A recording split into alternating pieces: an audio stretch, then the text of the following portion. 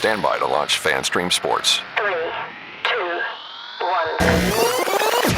Let's start. Hello, sports fans. Welcome to FanStream Sports. Nothing but pure sports. This is the JP Show. JP, it is so good to hear you back on the air. Stand by. Now, here's JP. All right, welcome into a testosterone-filled Tuesday edition of the JP Peterson Show. That's our new deal, Testosterone Tuesdays. Brought to you by Bay Area Modern Medical Center, BAMMC.com. Get your testosterone right. Yes, and we got lots to talk about here today. Got a fun show lined up for you folks here. We will be joined by Linus Lundqvist, IndyCar driver at the St. Pete Grand Prix. Will be making his St. Pete Grand Prix debut. So we will chat with him at 11 o'clock. Scott Reynolds will join us at 10:30 to talk all things Buccaneers. And there's a lot going on right now with the Buccaneers. Baker Mayfield's name is out there, and I mean out there, in terms of going to the Vikings maybe or out to the Atlanta Falcons. I think this is more posturing, but we'll get into that. Did you hear the Mike Florio rumors? Oh, God. Good morning to you, IndyCar Tim, by the way. We'll be talking to an IndyCar guy today. So yes, man, I'm ecstatic right now. What the hell is Mike Florio talking about now?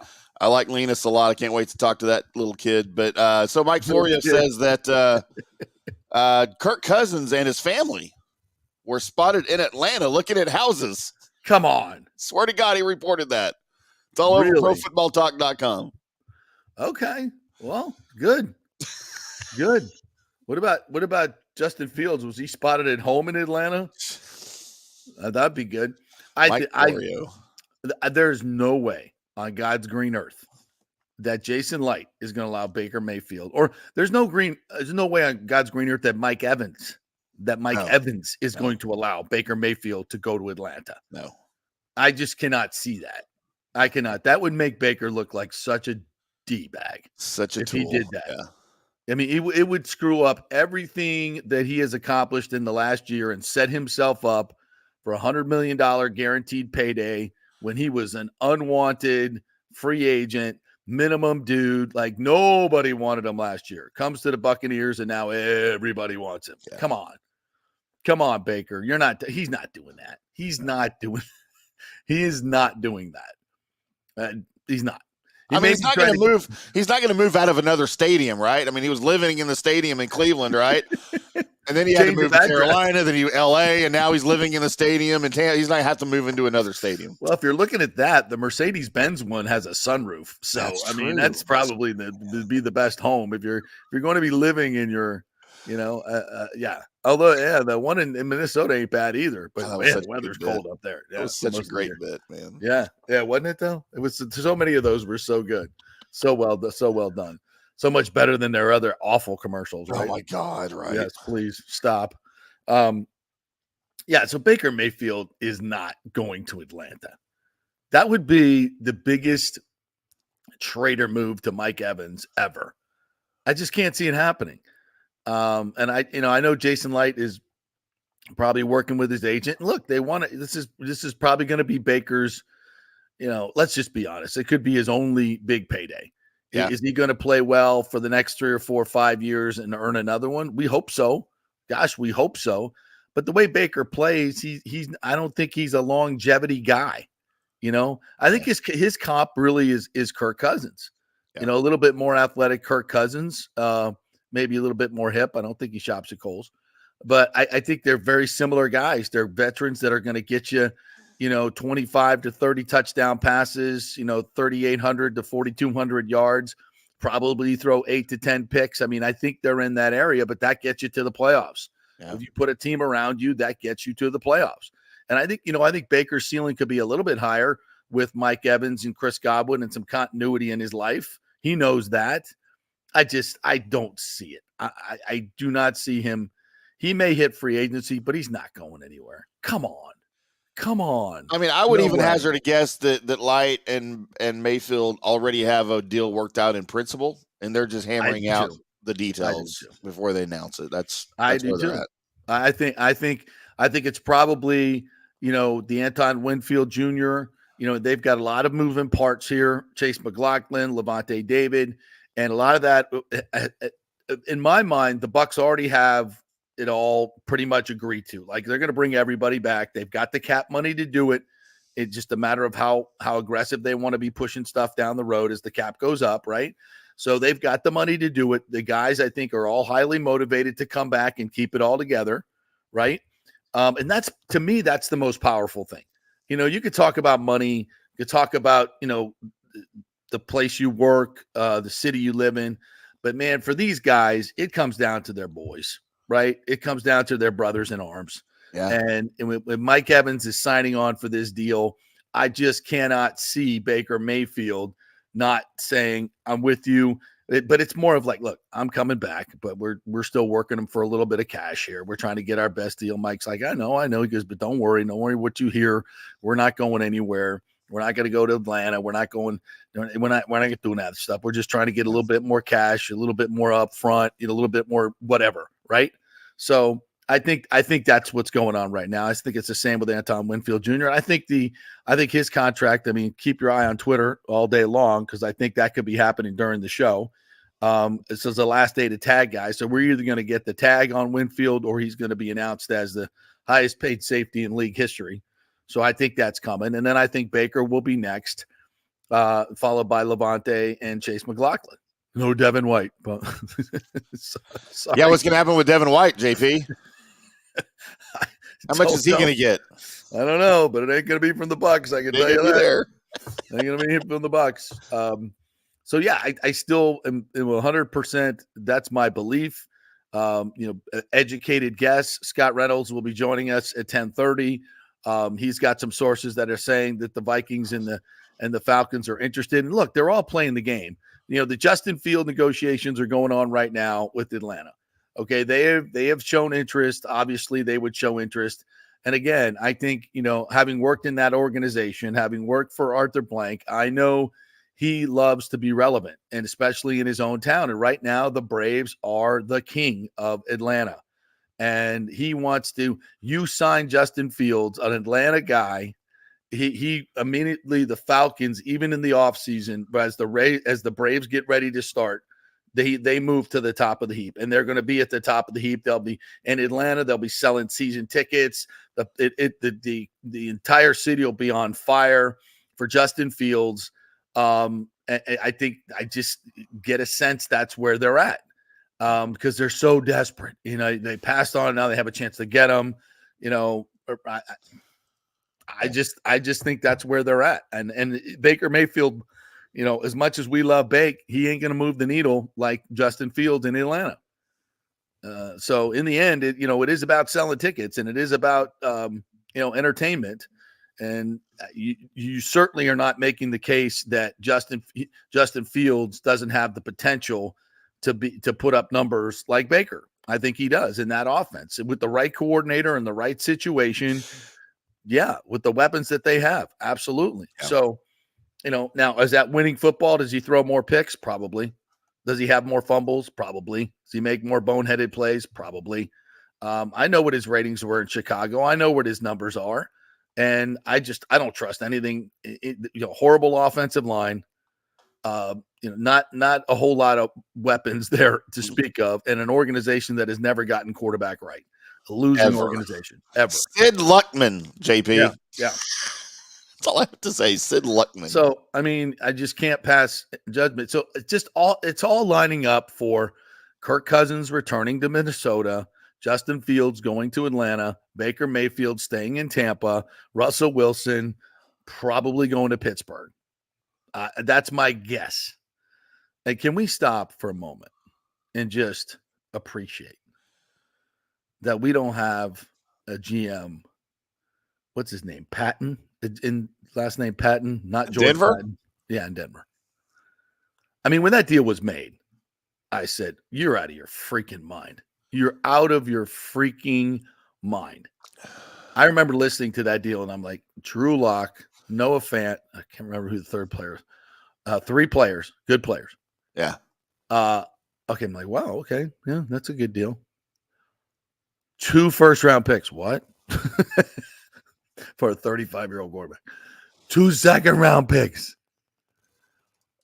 By the way, the first-round picks turned into a number 5 and a number 9 overall. Yeah. Yeah. 2 top 10. Like, how great was that? Picks. I mean, are you kidding me? Are you kidding me? And Seattle is immediately a playoff team, and their roster is as they continue to collect these draft picks going to be unbelievable. It'll be really, really good for Russell Wilson, who sets up an office next to the head coach. I mean, what a disaster! And as soon as Sean Payton got to town, that's the first thing he did. Yeah. This office is gone. You are a player. You're one of them. You are not one of us. You will act like one of them, not like one of us. And didn't he give up a first-round pick for Sean Payton too? Yeah. Yeah. Like, I don't, Sean Payton, I have a lot of respect for him as a head coach. I think he's, fantastic. But man, you can't recover from that in terms of lack of draft capital. You can't. It just that's a decade of mediocrity staring them in the face. I mean, look at the Rams though. The Rams haven't had a first round pick since 2017 or 2018. Yeah. And I mean, not that they're, they won a Super Bowl, but they, that's because of their quarterback trade. Yeah, well, look at the same. The Bucs did the same thing: 2 1s and 2 2s for John Gruden, and $8 million. Got him a Super Bowl, but it got him a Super Bowl. It was a ridiculous deal at the time, ridiculous. And and did it contribute to, they won a couple of division championships with Gruden, got to the playoffs, never, didn't do anything, didn't win a playoff game, but that, and 14 years of no playoffs to follow. That's what it does. It just destroys you. That's the Broncos' fault. That's their fault. And now, Russ moves on, and I don't know. I don't think he has a whole lot left. I really don't. I mean, I know his his touchdown to interception ratio was top 5 this year, but his QBR's in the mid-teens or mid-20s over the last couple of years. Just eye test. He's just not the same cat. His superpower was always his escapability, extending plays, but he could also play from the pocket. Not saying he couldn't. He could do both. But his superpower was extending plays and making plays down the field. And he just doesn't have that anymore. He just doesn't have it anymore. No, and don't get lost. So the Russell Wilson deal, that trade was made under the old ownership group before the team was sold. So it was the Bolin family that approved that trade, that made that trade before Walmart money came in and bought the team. So the new team or the new ownership group really has nothing tied to Russell Wilson other than the money that they're going to have to pay, right? Oh, I didn't even mention the money. No, and apparently they're okay paying $85 million now over 2 seasons just to get rid of him. Yeah. Wow.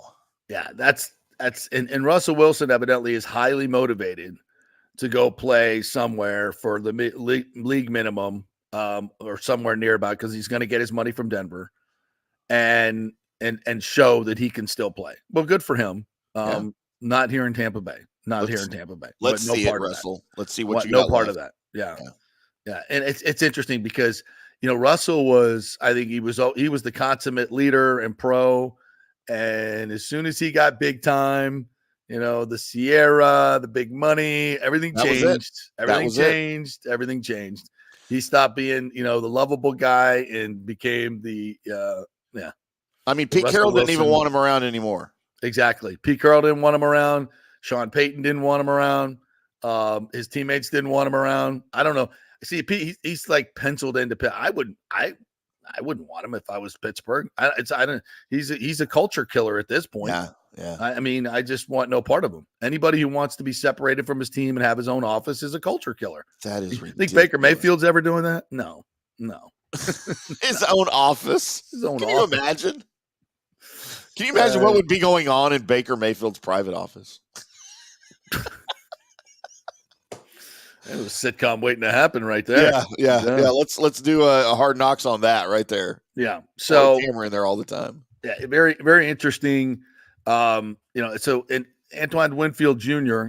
I see Greg Auman was reporting this morning that they basically are ready to announce that deal soon, which will reset the safety market, which is exactly what you would hope. You draft, they got him in the 3rd round, I think, second or third, I think third round out of Minnesota. What a steal. What a steal to get a guy, and how does he last the third round? Well, he's undersized, 5'10", 5'10 and a half, whatever. But man, you cannot replace those instincts in a football player. He grew up in a football family. His dad obviously played in the NFL for the Vikings. And, he's just that guy. And he so much reminds me of Rondé Barber in the way that he played, in his stature and his instincts and his playmaking ability. Yeah. And you don't mind paying that guy. You don't mind paying him at all. And if you got to franchise him, you do, but I just don't see that coming, which, could leave the franchise tag for the kicker, which that could work out really nice for the Bucs as well. Because as I mentioned yesterday, kickers, he had a great year, but they're year-to-year cats, right? he had he was with 7 other teams before he got to the Bucs, Jason? Yeah, you don't want to pay them a ton of money. Yeah. So, and you don't want to do long-term deals with them. You just don't. Deal, yeah. Because those guys are crazy and they lose it. And so you can go year by year, but you want him back because he had a hell of a year. You definitely want him back. You don't want to let him walk. But if you could do a franchise, I think the number is like $7 million on a kicker, maybe even somewhere around there. So, Jesus, those. Bucs Raised Bolt says Baker could get tagged. That's interesting. I mean, because you can always work out a long-term deal, but the problem with that is you have to, you might get stuck with it, and it's $35 million. 30 is it? Yeah, 35 million. Right. Yeah, and that's the cap hit. So that's chatter about Atlanta. Tom Casper says, chatter about Atlanta doing a $200 million deal with Baker. Listen, we just talked about the Russell Wilson deal. Ain't nobody paying $200 million to Baker Mayfield. Ain't no way. And that's the only thing that could get him out of Tampa Bay. If they were to come at him with stupid money. Right. And as a franchise, how could you do that? When you could get Justin Fields for a second-round pick, and you're going to end up paying him probably, $20 million this year? Yep. It's still on his rookie deal. You don't even have to pick up the fifth-year option if you don't want to, but you probably should if you're going to give him a second-round pick. I mean, come on. Are you serious? You could get Kirk Cousins for less. You could draft a quarterback for less. I mean, no.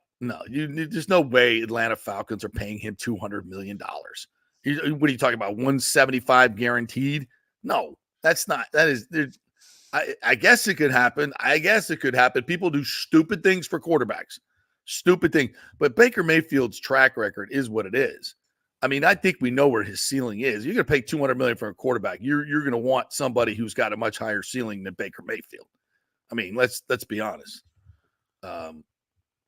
So yeah. God, yeah. Thomas says, could see Jameis return. Ooh, oh wow! Way now, James. Arthur Blank getting old and desperate. I get it, but that's just stupid. That's stupidity. Raheem Morris doesn't want to sign up for that. No, because the other thing about Baker is he's not the most durable dude. Okay, I mean, he plays. I guess you should say he's durable and he's tough, but he plays recklessly. And, he just plays with a reckless abandon.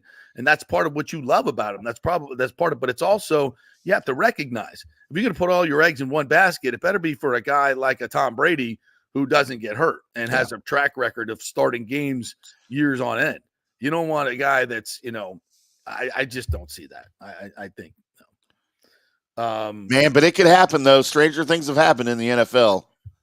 Than somebody throwing, $250 million at Baker Mayfield. They do stupid things for quarterbacks, but that's crazy. Jeremy will tag McLaughlin if Winfield resigns. Yes, of course. You're not letting Winfield hit the open market to tag a kicker. No, that's not what we're doing here. But I would, it's interesting about tagging Baker. If you don't want him to hit free agency, that's an interesting move. Because you could tag him and you could fit him under the cap at $35 million for the first year, but you would rather, and then you could, obviously you could, if you have to do it, you can do it. It's going to cost you in other areas. But you don't let him get away. And maybe that's what they're working on today for, what's the deadline? 4:00 for tags? 4:00 Eastern. Yeah. Yeah. Yeah. And then, you take him off the free agent market and then he says, then you go, okay, you want the long-term deal we just offered you, $100 million guaranteed? And you'd be like, Do I risk getting injured this year? Do I take the $100 million? Okay, I'll take the $100 million.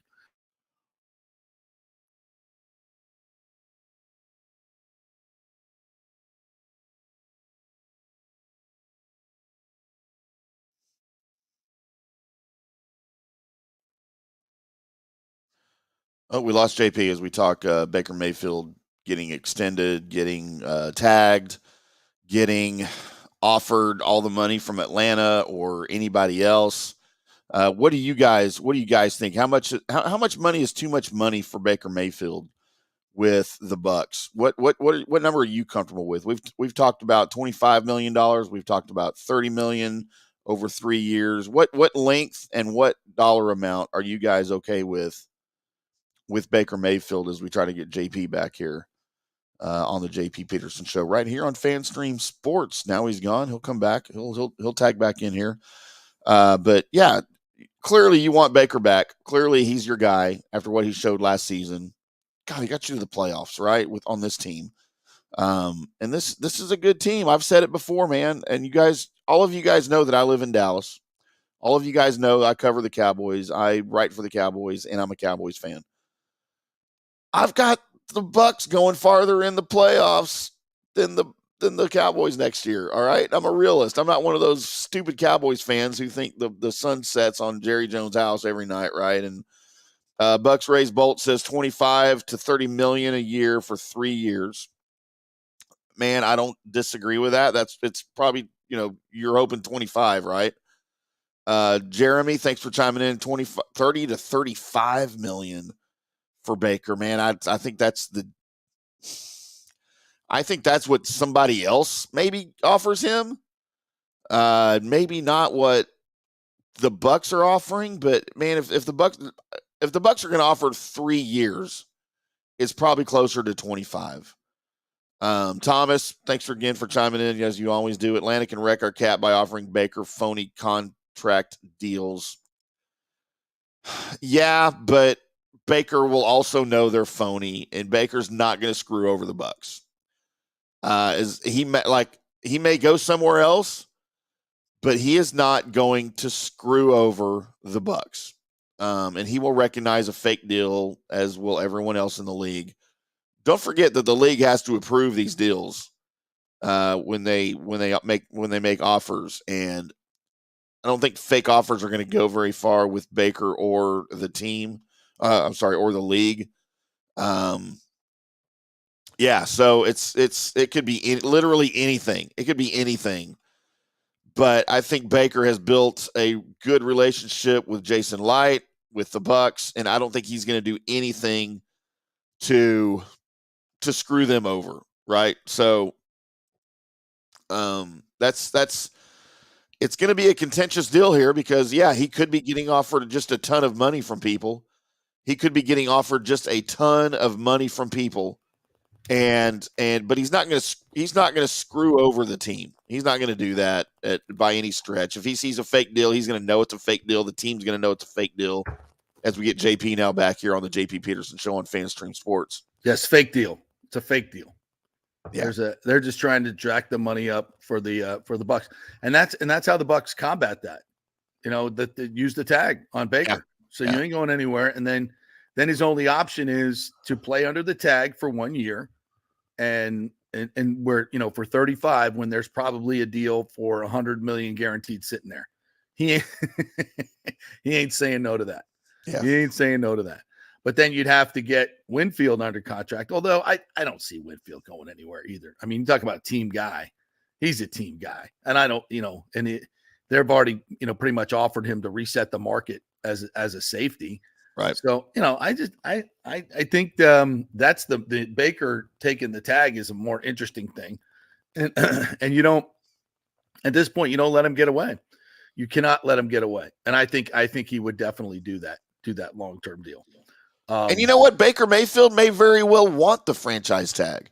Yeah. It's a lot of freaking money. Yeah. And then he'll play on that, and he'll have another, 27 touchdown, 10 interception season, lead the Bucs to the playoffs again. Yeah. And then they'll either tag him again for at that point $40 million, or they'll offer him a 3-year, 30 to 35 per. deal. So he's going to make his money either way.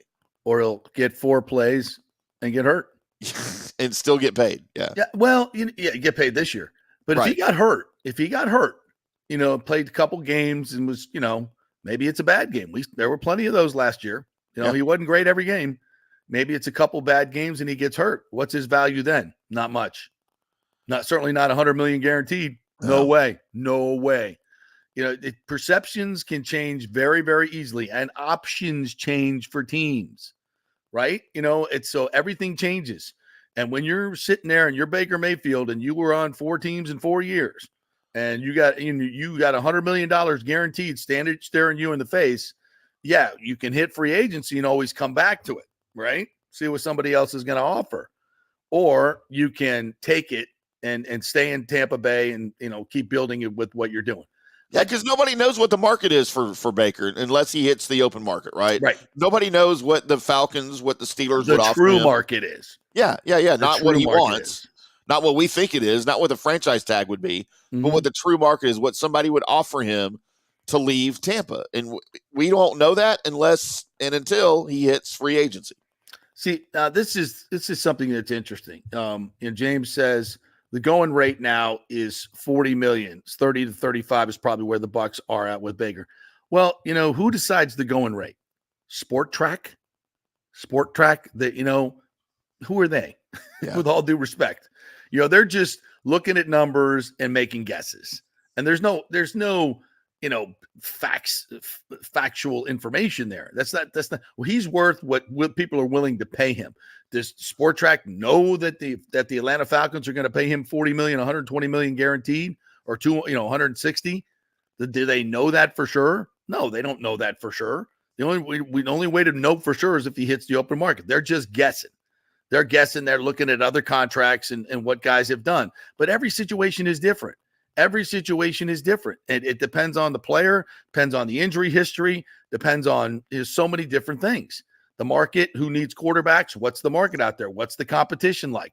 Who else is out there?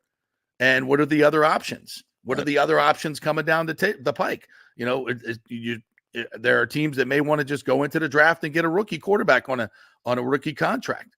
So there's a lot of different things going on. But the bottom line is the Bucs control the market right now.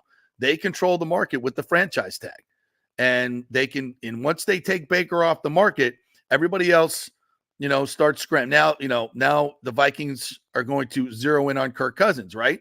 Or maybe they plan on just moving on at this point and but I think the Vikings they're a playoff team. Why would you want to move on from Kirk Cousins unless you feel like the injury is something he's not going to come back? And Achilles, age 35, that's a real thing. That's a real deal. Yeah. Would they rather have Baker Mayfield than Kirk Cousins for the same money? Sure they would. He's 28 years old. How much is, more money? And I think that the Vikings are about the same spot that the Bucs are in terms of cap money. Not overflowing, but enough to pay what they have to pay to get Baker. But again, it's not going to be substantially more than what the Bucs are going to offer. So why would he leave? And they don't even have Justin Jefferson locked up, right? Right. So we don't know what they're doing with that. I just, again, nothing says Baker's leaving. Nothing. There's nothing that tells me. The only thing that would tell me is there was a bona fide $200 million offer. And of course, there shouldn't be. There's no tampering going on. Does Baker Mayfield know for sure what the Falcons are offering? Because if he does, that's tampering. That's legit tampering. Right. So, that's not supposed to be the case. Has his agent talked to somebody at a speakeasy in Atlanta or Indianapolis? Probably. Speakeasy, right? Got to get on the telephone. There's a code to punch in, to get in the back door, and then the door opens. They have a place like that in Atlanta. It's pretty probably cool. Yeah. Yeah. So did they meet in a back alley? You like back alley better? Yeah, there you go. I like that. Did better. They meet in a strip club? Probably. I like that even better. Whatever. But yeah.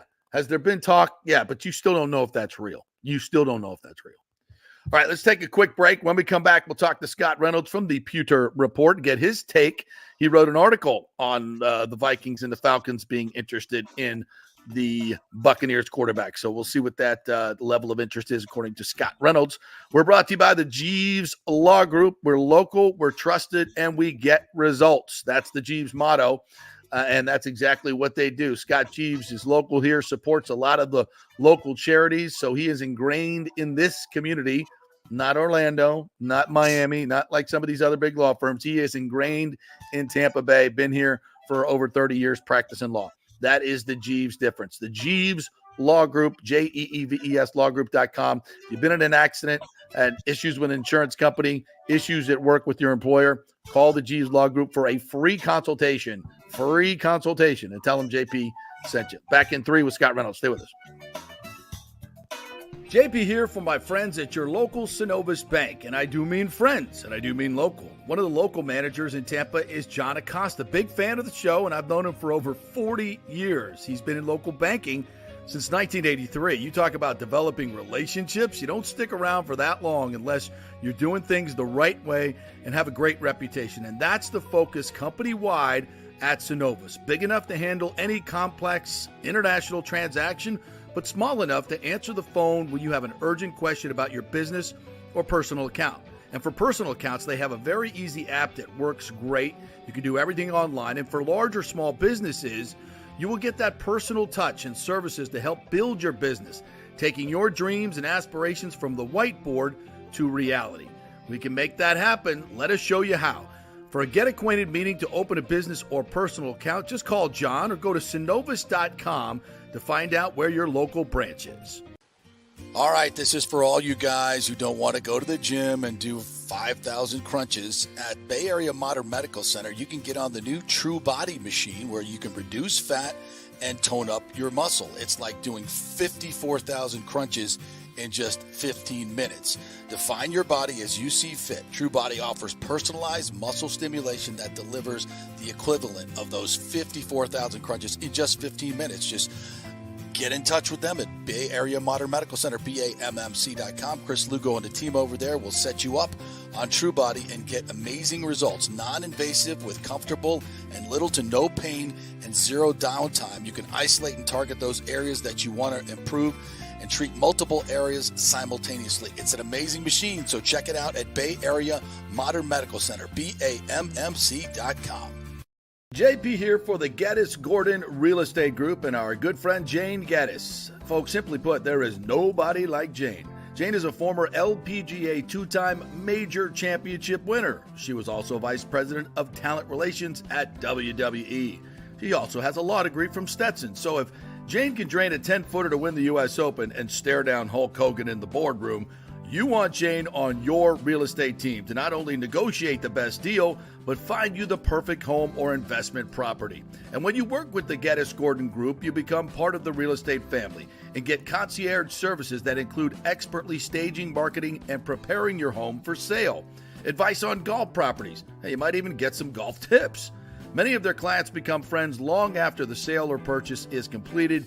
It's all part of the deal. So if you're looking for that perfect home or investment property or trying to get top dollar for your home, go with Jane Geddes and the Geddes Gordon Group because there's nobody like Jane. Call 813-485-6808 or go to geddesgordon.kw.com. That's GEDDES Gordon.kw.com. or call 813-485-6808. Let's go! Right now. Back to the show on FanStream Sports. All right, welcome back to the JP Peterson Show as the roll on here on a testosterone Tuesday. Scott Reynolds will join us in 2 minutes. He just gave me a text, so let's give him a thumbs up. Just can't do it, bro. Cannot multitask anymore. It's when you're supposed to jump in and say something funny about me producing on the air. Because you're old? Because I'm old. I've used to try to fake it, but people can see right through that now. I just tell them. So it's a live show, folks. It's a live show, so you never know what's going to happen. That's why you tune in, right? We could get live breaking news right as Scott Reynolds joins us that Antoine Winfield Jr. will be getting a new contract to reset the safety market as he well should. What a heck of a season he had. We are brought to you, by the way, by the Bay Area Modern Medical Center, BAMMC, on Testosterone Tuesday. If you would like to get your testosterone right, go to BAMMC.com. Go see our good friend Chris Lugo, who joins us on the show each and every week to talk about supplements and your health and getting everything right. And we talk about getting a personal medical plan for you, not something that is a script for a symptom that probably won't work anyway and certainly won't address the main problem. That's what they do differently there at Bay Area Modern Medical Center. They do it personally. You get a personal diet, personal workout, personal everything as they look at your blood work, and they spend time with you, something you won't get at a regular doctor's office. So give them a call. Go to BAMMC.com and get on board. Scott Reynolds is a happy patient as well. All right, before we get to Scott, some of the comments you wonderful people have brought to the table here this morning. Good morning to all of you. Bucs raise bolts. Is he really serious about?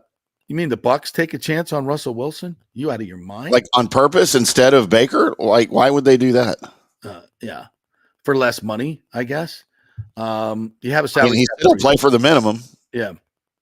Heard Baker saying he's not taking a discount. Yeah, we heard that from Mike Evans too, didn't we? Yeah.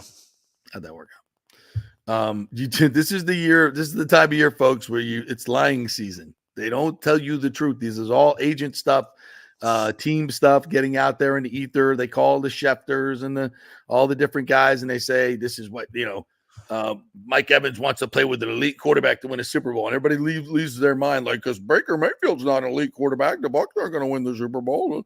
Like, you know what? Mike thinks he is. Yeah, and in his definition, he's an elite quarterback because he had an elite season with him, so that makes him an elite quarterback, right?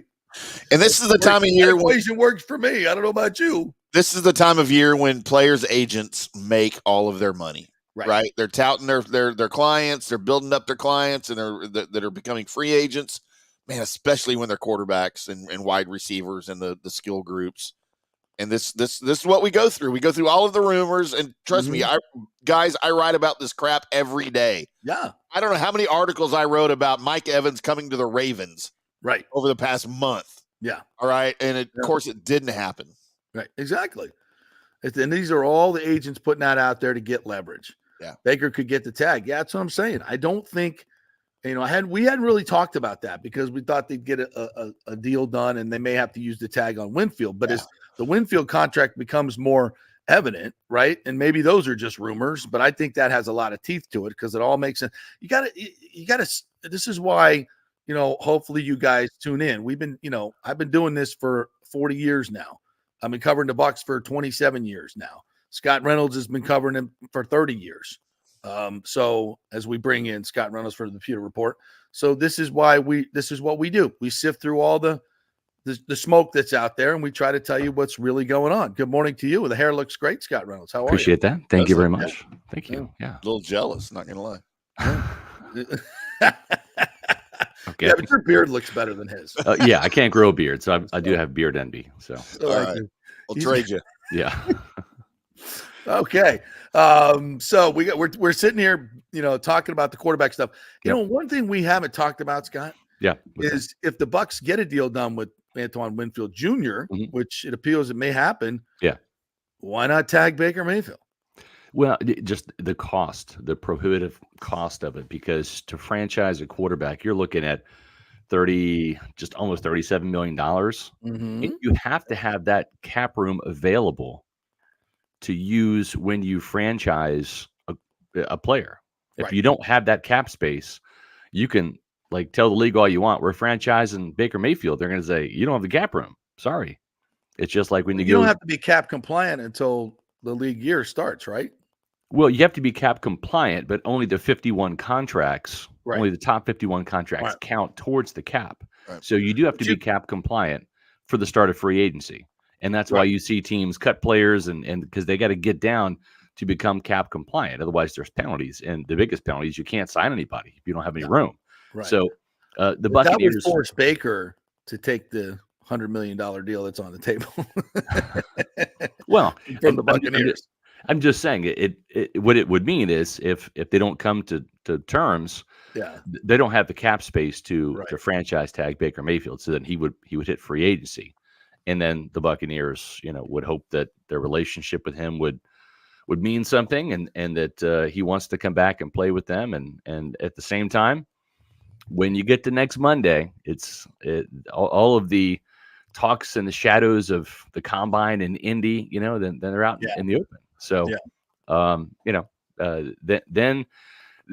the price can legitimately go up, and then you have multiple suitors come in, and then all of a sudden the Buccaneers, they want Baker back, but they want him back at price X. And then if that price goes to price Y or price Z, if it goes to price Y, you swallow hard and you make the deal, because what's the alternative? The alternative is not good. Right. If you go to price Z, which might be too much, then you're out, and then you're looking at backup plans. Kyle Trask. Legitimate backup plans, if that's the case. Yeah. And not Russell Wilson, by the way. That's been suggested in our comment section. That ain't happening. He's a culture killer. You would, I think you'd go internal, and then, maybe look to draft a quarterback. Right. Right. Which is, it's not a horrible idea. It's not a horrible option. If the Bucs were stuck with that, yes. It's still not a horrible option. And especially with, but here's the thing. Scott, I don't see any way in hell that Baker Mayfield goes to Atlanta after Mike Evans just signed here. Yeah, I don't either. I don't either. But here's a couple reasons why he might. If the number gets crazy, right? Let's say the Bucs come in at like 30, 32 million, and Atlanta's like, we want you for 38, okay, over 4 years, right? That's a $6 million differential. Let's say if the number is 32. So it's $6 million over 4 years. That's $24 million. That's a lot of money. Even if Uncle Sam takes half, it's $12 million. Oh, by the way, you lost $12 million in an investment scheme. So this is your chance to make up some of that. Plus, the market value for starting quarterbacks is $20 million. When you look at the mean of the highest paid quarterbacks, their starters, and then the lowest paid guys. And Baker played for $4 million last year, throw in some incentives that he hit. Okay, $7 million. That's still $13 million in his mind. He's got to make up, because that window of earnings is only open so long and so wide in the league. So the other thing about Atlanta, and I'm not anticipating him going to Atlanta, but I can't look at the Falcons and say, oh no, he'll never go there. I mean, if they offer more money, they've got a pair of good tight ends. If they get Jonnu Smith back, Pitts and Smith are good weapons. They've got a stable of running backs. Tyler Algier was a 1,000-yard guy. Then they draft Bijan Robinson, who's an even better back. You've got Drake London, who is, I'm not going to say he's the next coming of Mike Evans, but that's what the Falcons were hoping when they drafted him. He's a good receiver. And then, you add some more pieces this year. Atlanta's not a bad option. And then you look at the fact that if we're just calling it, like we see it, Todd Bowles was a game or two away from being fired this year, right? Yes. If they lose in week 18 to the worst team in the league, they finish 8-9, he's fired. And Raheem Morris just signed a new multi-year contract in Atlanta. And we know that the owner there, Arthur Blank, gave Arthur Smith 3 years of going 7-10, 7-10, and 7-10 before firing him. Yeah. So is it safe to say that Raheem Morris, the newly hired Raheem Morris, has more job security than Todd Bowles, who's won back-to-back NFC South championships? Yeah. Like it is legitimate to say that. I agree. So it's not to say that Atlanta doesn't have some intrigue and some enticement there for Baker Mayfield. I think he wants to be here, but if the numbers are like starkly different, right, in terms of what the Bucs are offering and what other teams end up offering, then you feel a little slighted. Maybe you're like, wait a minute, why are these other teams that haven't played it down for? He's not going anywhere. He's not. I agree with you. But the thing is like you can't just sit there and say he's automatically coming back. I get it. There will be other teams that and see, here's the thing. The biggest threat of other teams getting into the fray next Monday, if he's not signed this week, is the price tag goes up for the Buccaneers. And then that squeezes the Bucs. It hurts them from a cap standpoint because they want Baker back, but they want him back, like I said, at X, not Y, and certainly not Z. Right. So the more teams that bid the price for Baker Mayfield up, even if they don't get him, it's not helping the Buccaneers' cause. Yeah, I get that, but I still don't see him getting away, and I don't either. I think it's going to end up really nice for Buck fans. What are you thinking about Antoine Winfield Jr.? And I got to check the X machine every 5 minutes because I think it's going to get done today. What do you think? It could. It's not done yet. I just received a text saying. Hang on.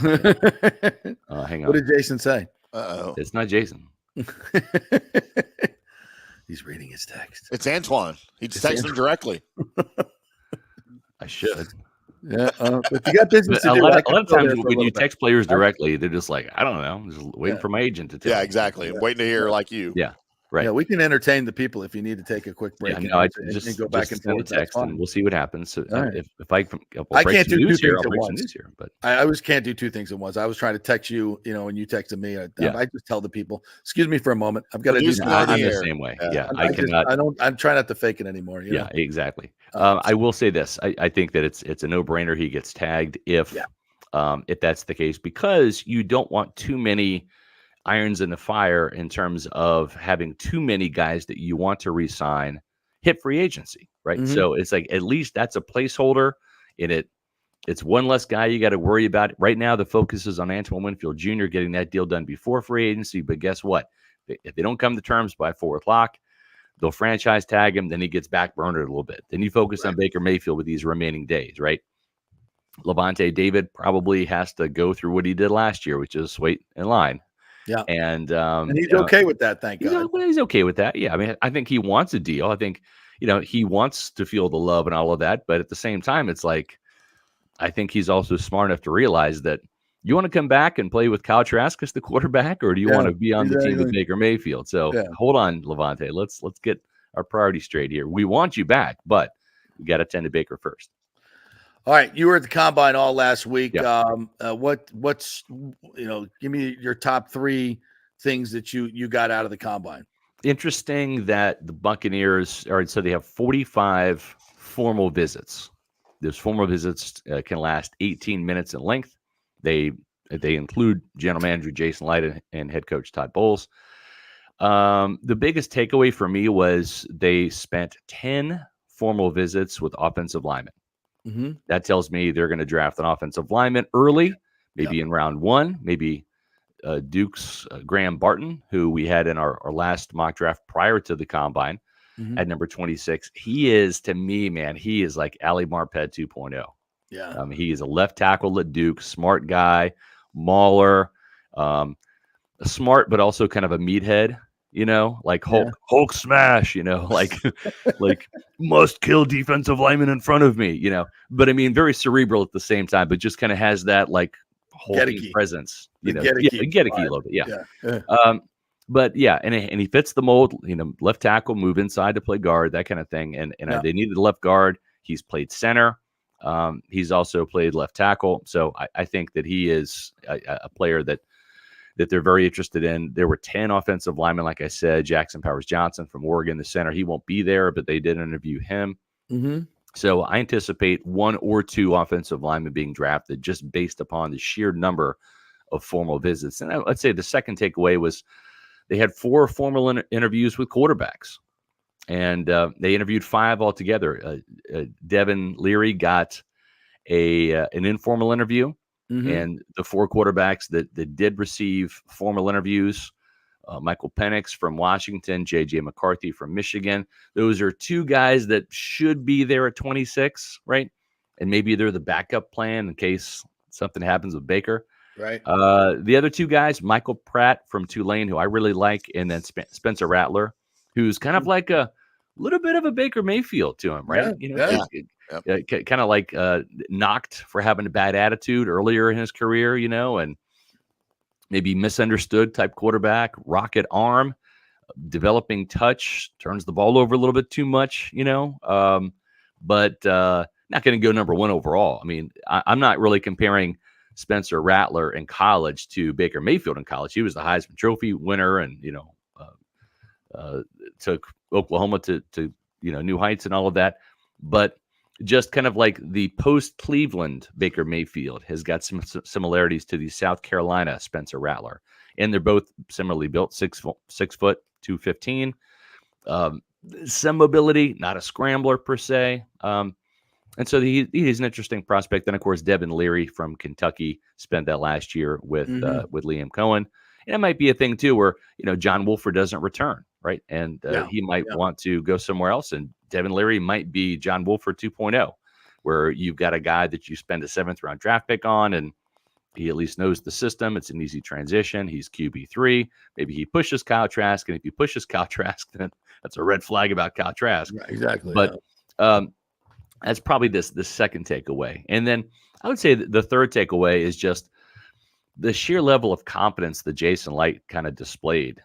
He didn't really seem worried that these guys were going to leave in free agency. And I said this on our podcast last night, our Pewter Report podcast. You look at the report card, and the Bucs got the bad grades, and the bugs in the shower and all that type of stuff. Charging money to babysit the kids on game day, the F's across the board, whatever. Listen, you want to know about your franchise? I'm going to rattle off a couple of facts for you, Tampa Bay. Okay, number 1, 4 straight playoff appearances, Super Bowl, and 3 division championships. Yes. Okay, not bad considering that the Bucs used to be the doormat in the NFC South for years. I mean, for like over a decade, right? And the NFC North. In the NFC North. Well said, Tim. Well said. Yeah. The other thing is this. You look at Jason Light's track record from 2014 to now, that's 10 years. He's going on year 11. He has not let a free agent that he's wanted to re-sign go. Outside of like Russell Shepard, who he would have loved to have had back, right, as a special teams kind of core guy, but like, okay, if you lose Russell, not the end of the world. But I mean, if you ask him, he's like, yeah, I really want a Russell Gage back. Or not Russell Gage, Russell Shepard. But Shepard got like $1 million to go play in Carolina, try to be wide receiver 3 there. You know what I'm saying? Not a big deal. My point is this. You look at all of the players that have re-signed with the Buccaneers, right? If this organization was so bad, right? If the Glazers were bad owners and Todd Bowles was not a player's coach, nobody would want to A, come here, and then B, they'd want to leave here. But they end up staying here. They end up re-signing here. Mike Evans wouldn't have re-signed if there were that many bugs in the shower. Exactly. Yes. I mean, just give him a can of Raid and just have him spray the cool. That's all you got to do. So I'm just saying, it's I know that got a lot of traction at the combine. Everyone's like, "Oh my God, the Bucs are a bad franchise." Okay, you want to focus on the little minutia about the meals and stuff. I don't know, man. I don't see a lot of players that are starving over there at One Buck Place. I mean, they're eating the food.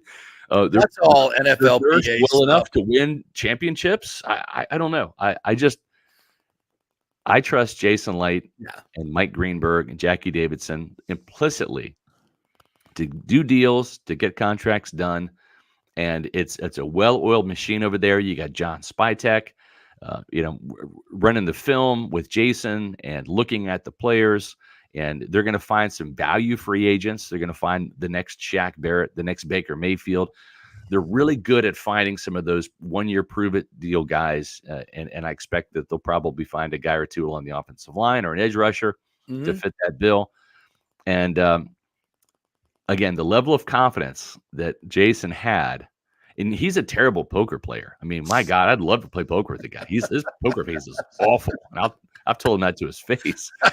He like laughs it off. But seriously, it's like he kind of knew these guys want to come back. And when you want to come back, you don't have to overpay. You don't have to chase them. You don't have to be in hot pursuit. You come to the table, and they want to come to the table. And you hammer out a deal that's fair. I thought the Mike Evans deal was incredibly fair to both sides. Yeah. I expect the Baker Mayfield deal to be pretty fair. I think they're going to have to strain a little bit because he's a quarterback and, he's not homegrown. He's a little bit of a hired gun last year. Yeah. But I think he wants to – he's going to have a kid. He wants to settle down. Of course. Tampa, as we all know, Tim, maybe not you, but it's a nice place. It's a nice place to live, It's better than Minneapolis, and it's better than Atlanta. It's better than Cleveland. On that. And much better than Cleveland. Yeah. Yeah, and there's known things here. Like he knows Mike Evans. I talked about this yesterday at length, and I think that one of the biggest things, because I do believe the signing of Mike Evans means that Baker's going to be here, and I do believe that Antoine Winfield profile. I think they get them all back, like you've said, like you predicted. And to me, but to me, Mike I didn't think he was going to go anywhere. But there was a lot of smoke about Houston and every place else, and I was like, I've been on record saying he's going to be the first guy to resign. Right, exactly. And once that happened, and in a 2-year deal, which I think is extremely team friendly, team friendly. So that to me, that was like, you know what this does? It sets it up for the Bucs to not have the dip. The dip that the NFL demands, because if you win, you get punished.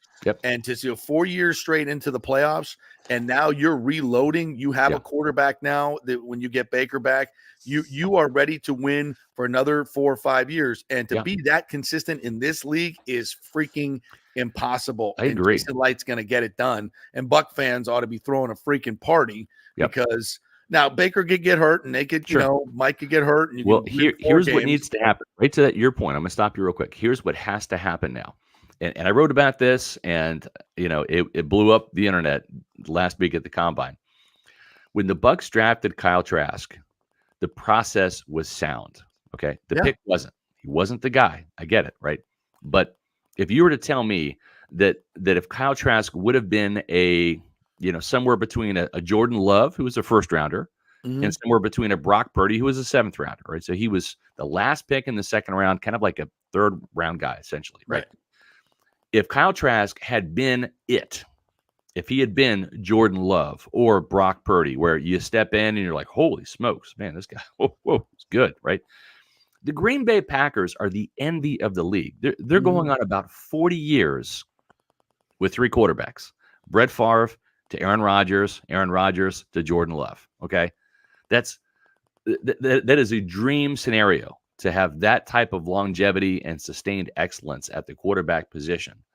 Favre won a championship. Rodgers won a championship.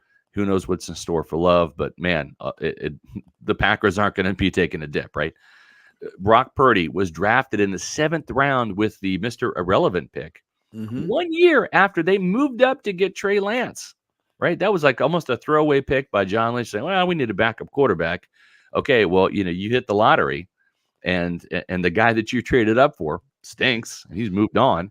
But man, you got your guy in Brock Purdy.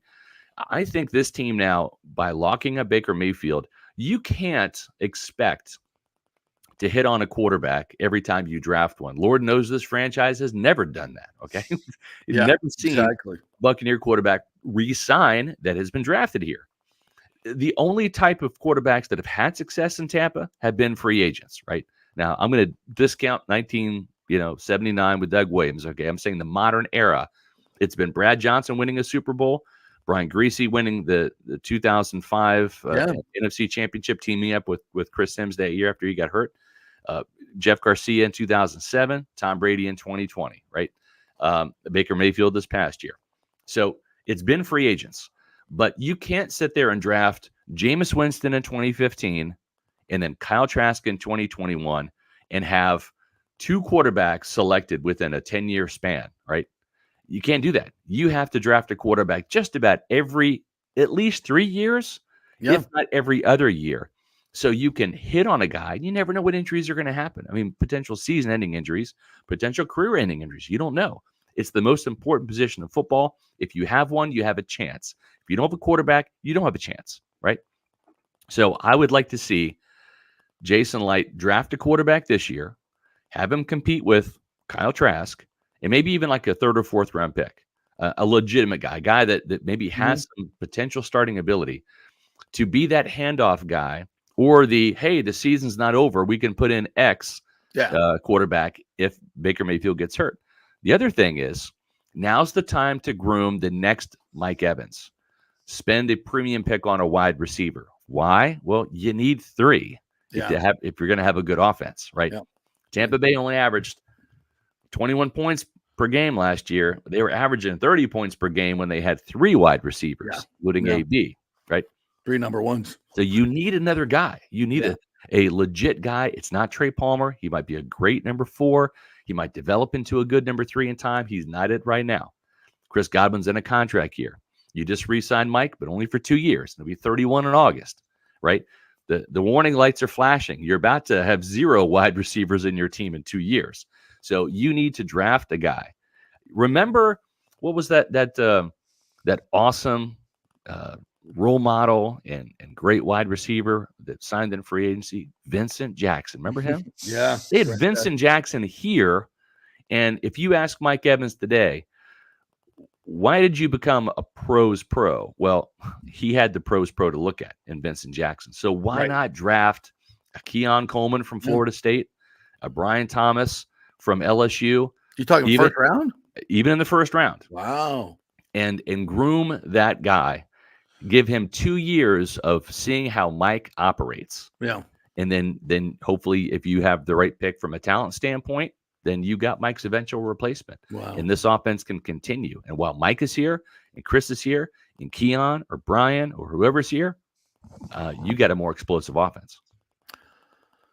I like it. Scotty, appreciate your time. As always, I know you got some work to do. We got an IndyCar driver giving us a ring, so we're going to move on to that. And we thank you so much. Pewter Report. Man. By the way, guys, if you have not listened to, go back and listen to all their podcasts from last week. I've listened to every one of them.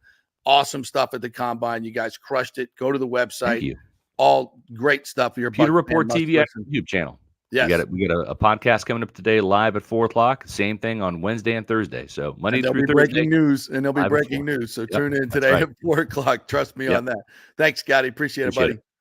All right. I love that. I love that take on the wide receiver, because it's become a premium position. I would love to see an interior offensive lineman, but they got stuff.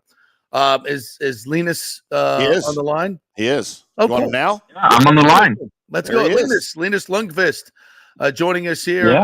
Chip Ganassi Racing, getting ready to do the St. Pete Grand Prix. How are you? I'm very well, thank you. I'm very well. How are you doing? We are great. We've been talking football all morning, so it's good to talk a little IndyCar. IndyCar Tim here is with me. That's his actual handle, IndyCar Tim. It is. I'm a big fan, Linus. Perfect. Yeah, that's my type of crowd.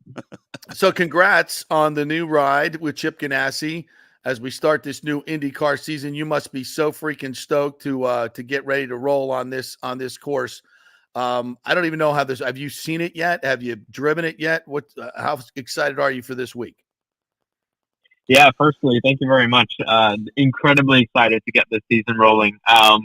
I love coming to St. Pete. I've been going here for the past 2 years in the series below IndyCar called Indy Next, and I got a couple of podiums, so I've got some fond memories of this place. But it's going to be a different deal being in the big cars and the big league in IndyCar. And it's always so competitive around that place because it's a fairly short lap, and the walls are closed, so adrenaline's going to be high. Yeah, and you've raced this course before. You've raced here before. By the way, you were the NXT champion, right? Yes. That is correct. Yeah. So congratulations on that. And you've raced with a couple of different teams. This isn't going to be your first ride in IndyCar. I know you were a fill-in driver. Way back in my IndyCar days, we had a driver, Roberto Moreno. I don't know if you're familiar with him or not. We called him the super sub because anywhere he went and he filled in for anybody, he won, and he always performed well. Well, you were kind of a super sub there for Andretti Autosport, for Ray Hall, Letterman, Lanigan back in the day. How satisfying is it now for you not just to be up in IndyCar with a full-time ride, but to be in IndyCar with a full-time ride with a top-tier team like Chip Ganassi? Nah, it's unbelievable. You mentioned, I tested for some of the teams, over the last few years and winning the Indy NXT championship. Obviously, I hoped to be in IndyCar full-time already last year. That didn't happen, so I did some testing with some other teams, and then I got the opportunity to even do a couple of races with Mayershank Racing. And then for this year, signing full-time with Chip Ganassi Racing is more than I could have wished for, because the dream was always to be on the grid, but to do with a team like Chip Ganassi Racing, it was better than I could have dreamt of. So trying to make the most out of it and, trying to produce some good results there for Chip. Yeah, and I've met Chip Ganassi a number of times out here at Texas Motor Speedway. Maybe I'll get a chance to hook up with you at some point out here at Texas when you guys ever get here. But Chip's just a super sweetheart of a guy. Of course, a former driver. He's a driver friendly owner, and he's always looking out for his guys. And you could not be, and you know what, I know Michael too. Michael's kind of the same way. He's a little bit more of a hardcore guy than Chip is, but you could not be in better hands with a guy like Chip Ganassi as your owner for your first full-time ride, man. I hope you understand that. I know you do, but I hope you understand that. Yeah, no, I'm incredibly grateful for the opportunity that I have. And like I said, just being in this team, not to speak about my teammates, having, Scott Dixon and, the current champion Alex Palou teammates to learn from as a rookie. I mean, what other place would you want to be? So I'm incredibly excited to get the season rolling and trying to learn as much as I can. But at the same time, I'm here to win. I'm here to perform. So I'm trying to make the best of it. And you're driving the number 11 car. Is that correct for Chip? No, the number 8. Hey, you're in number 8. Sorry, yeah. Exactly. The number 8 American Legion Honda. Nice, very nice. Hey, Linus, when you drive St. Pete, it's obviously a beautiful course by the water down through downtown. What makes that course different or difficult? I hear a lot of guys say it's a gorgeous one, but it can be difficult as well. What makes it special or different? It is very, very tricky. First of all, it's tricky because it's a street course, so you have basically no rooms for mistake. Because if you make a mistake, you're not running a little bit wide on like you do on a regular, road course. But here you're hitting a wall, a cement wall.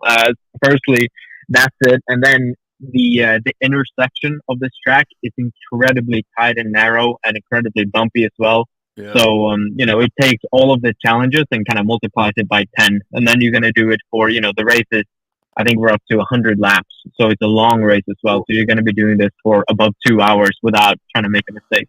And that's, I think, what makes it so tough. And then you add a little bit of heat and humidity on top of that.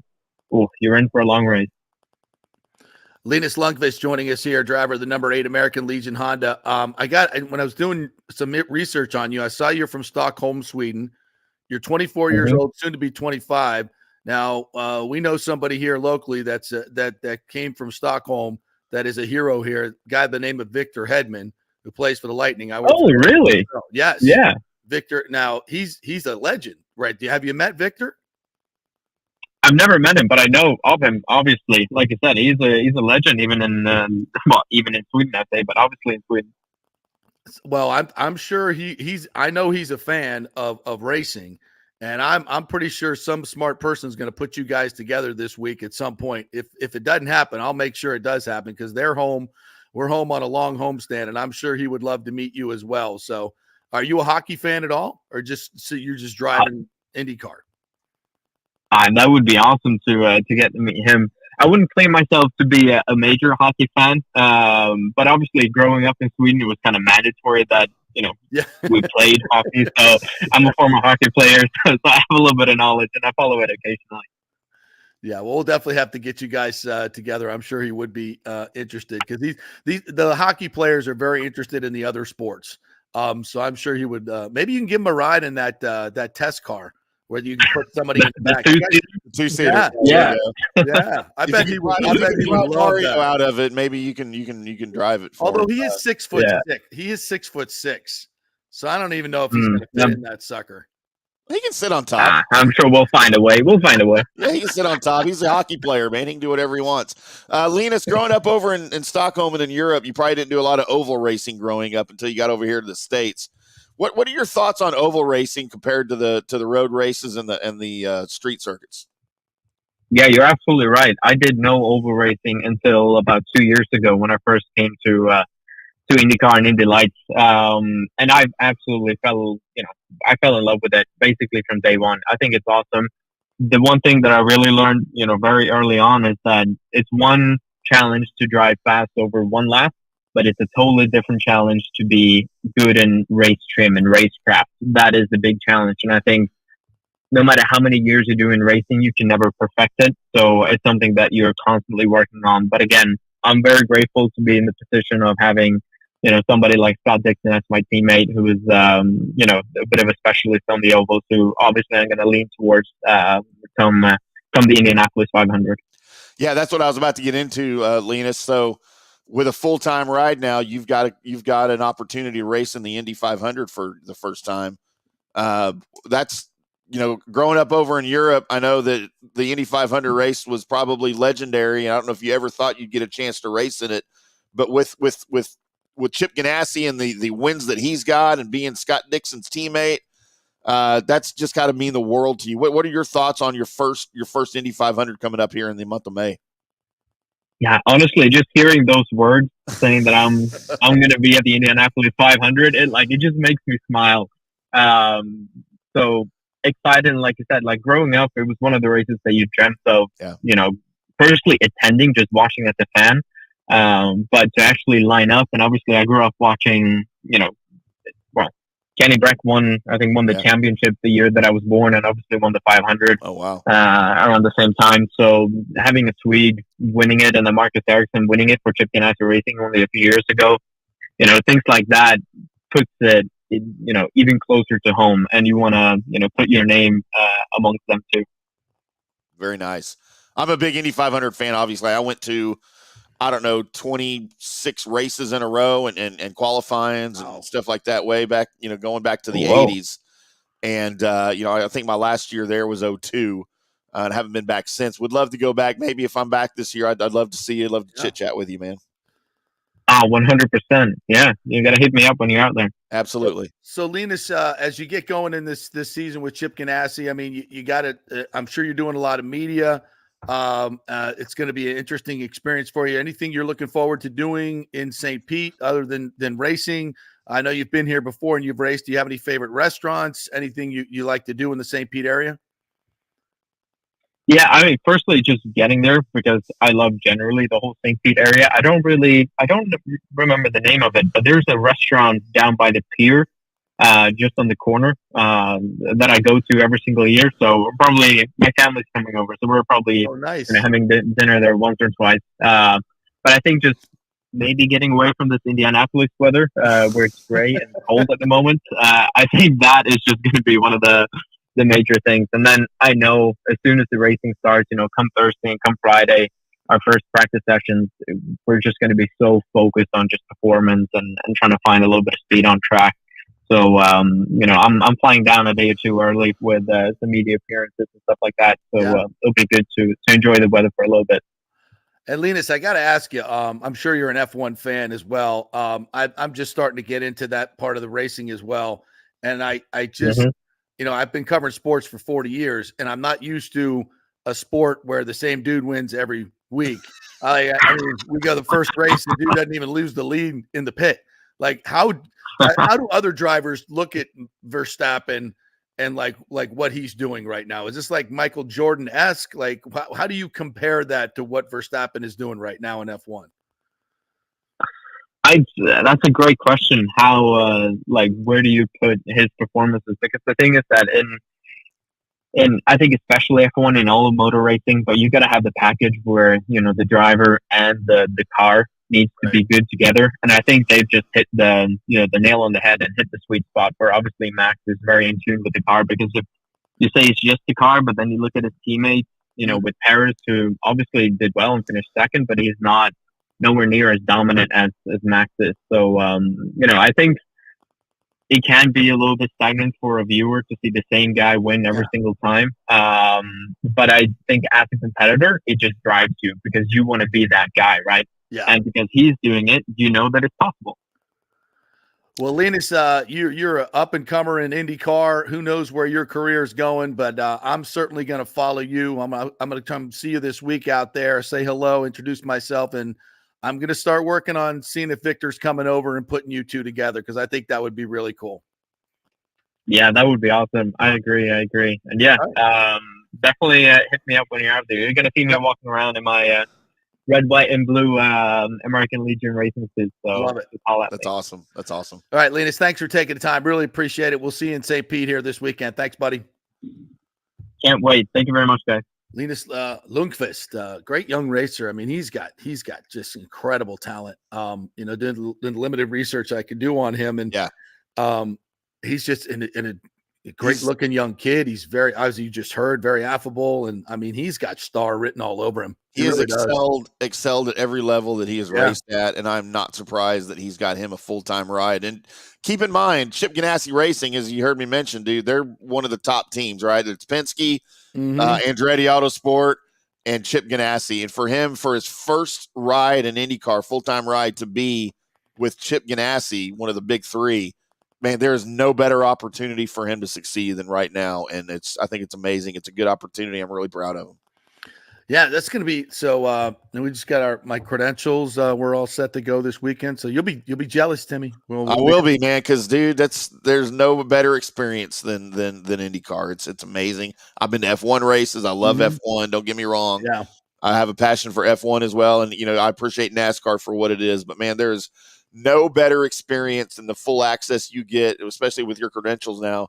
Yeah, to IndyCar drivers and to that whole experience, man. Yeah. It is a big deal. And St. Pete is a great experience, man. It's a great track. It's a beautiful track. It's and it just what a look it is for St. Pete. I mean, just the coverage, the aerial coverage. I mean, it's just gorgeous.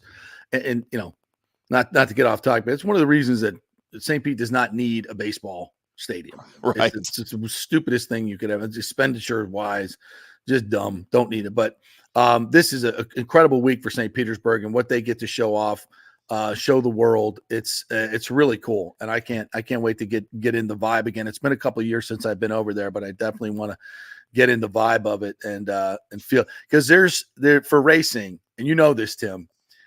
You gotta feel it, you gotta smell it, you gotta see it. I mean, it's an immersive, sensual experience. It doesn't. I think you talk about sports that don't translate to TV. Yeah. Racing to me is one of them. I mean, because you look at a NASCAR race, you turn it on, you're just like, okay, it's just here. They just go to Daytona and get in the first turn at about lap 3 when they get up to full speed, and it's 43 cars nose to tail going 200 miles an hour coming right at you. And wait, and you will feel it in your undercarriage, if you know what I'm saying. And it's special. It's really, really special. And it's the same thing with IndyCar. I actually rode in one of those, the ride along car. Yeah. Oh yeah. Yeah. About 10 years ago. And I'm gonna tell you what, man, I was ready to hit the first thing the driver told me was, that's the ejector seat. The first rule is don't touch that. But, I mean, it is when you hit the first couple of turns, and it's, to me, I was like, I mean, it was tough, but once I relaxed and got into it, it's the most exhilarating thing I think I've ever experienced. It was incredible. I mean, the G forces that you're pulling, but the speed when they come around that turn onto the tarmac of the airport and they hit the gas in the straightaway and get up to, I don't know, I think they get up to about 170, 180 in about on a tarmac. I mean, you just, I mean, it's incredible. And then they going through the turns where you're heading for a concrete wall. Like Lena said, when you make a mistake, you're not going off into the grass. Nope.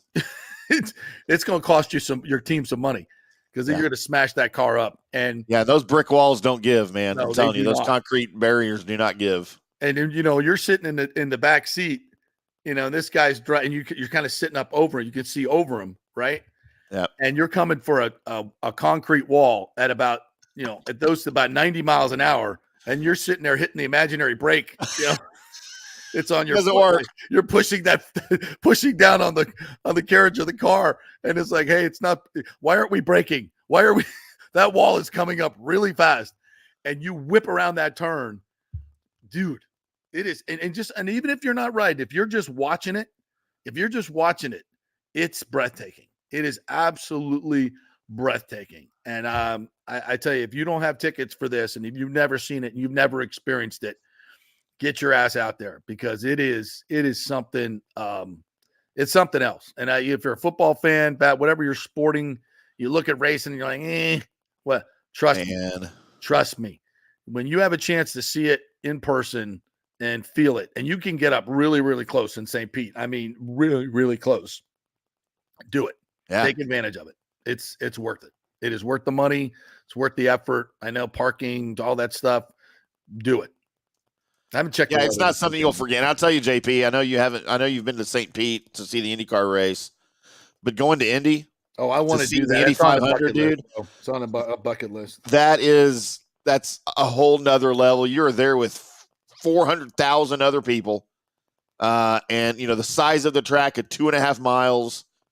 Literally anywhere you can be stationed on the track. They're passing you at any point, doing from 240 to 200 miles an hour, 190 around the turns. Oh, the 7-degree, and it's 7-degree banking. It's not like NASCAR where they got this huge banking, right? It's 7 degrees at Indy, and they don't lift.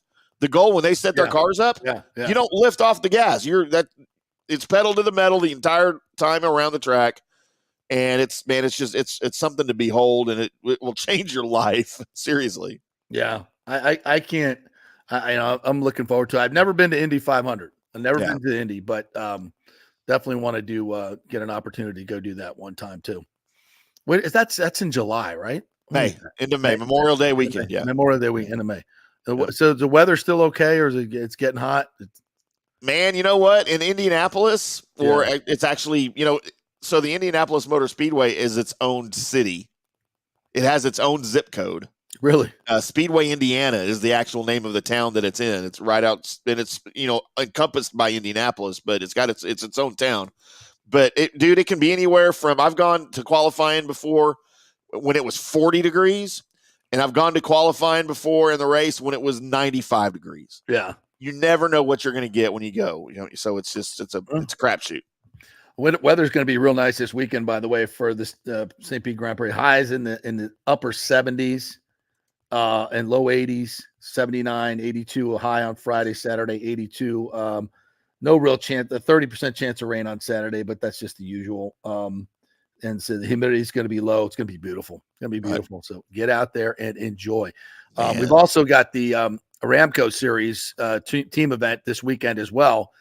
Brittany Lincecum, Lexi Thompson, and the Ladies European Tour is going to be in town at Feather Sound, which is going to be a tremendous event. I'm playing in the Pro-Am on Thursday. Oh, nice. Yeah, literally looking forward to that. It's going to be fun because the course is just set up so beautifully, and it's a great opportunity. Women get in free on Friday, I believe.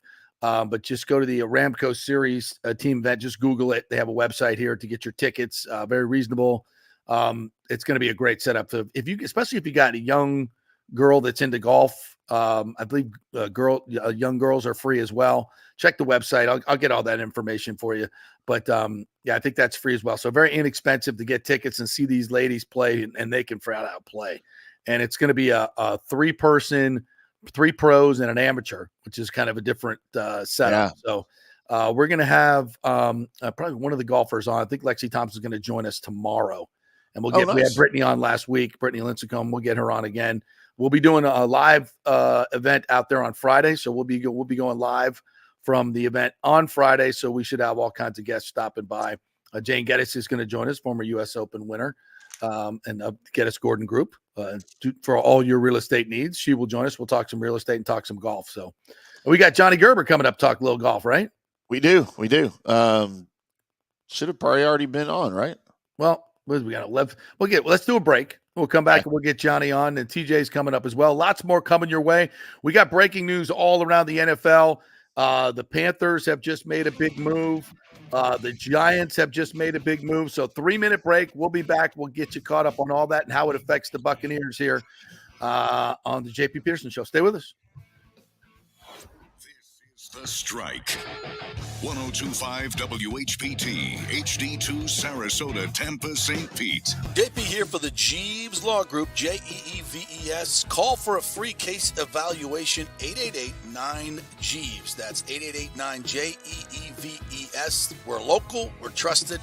The law firm brings over 80 years of combined legal experience focusing on clients in Tampa Bay, the state of Florida, and national class action cases.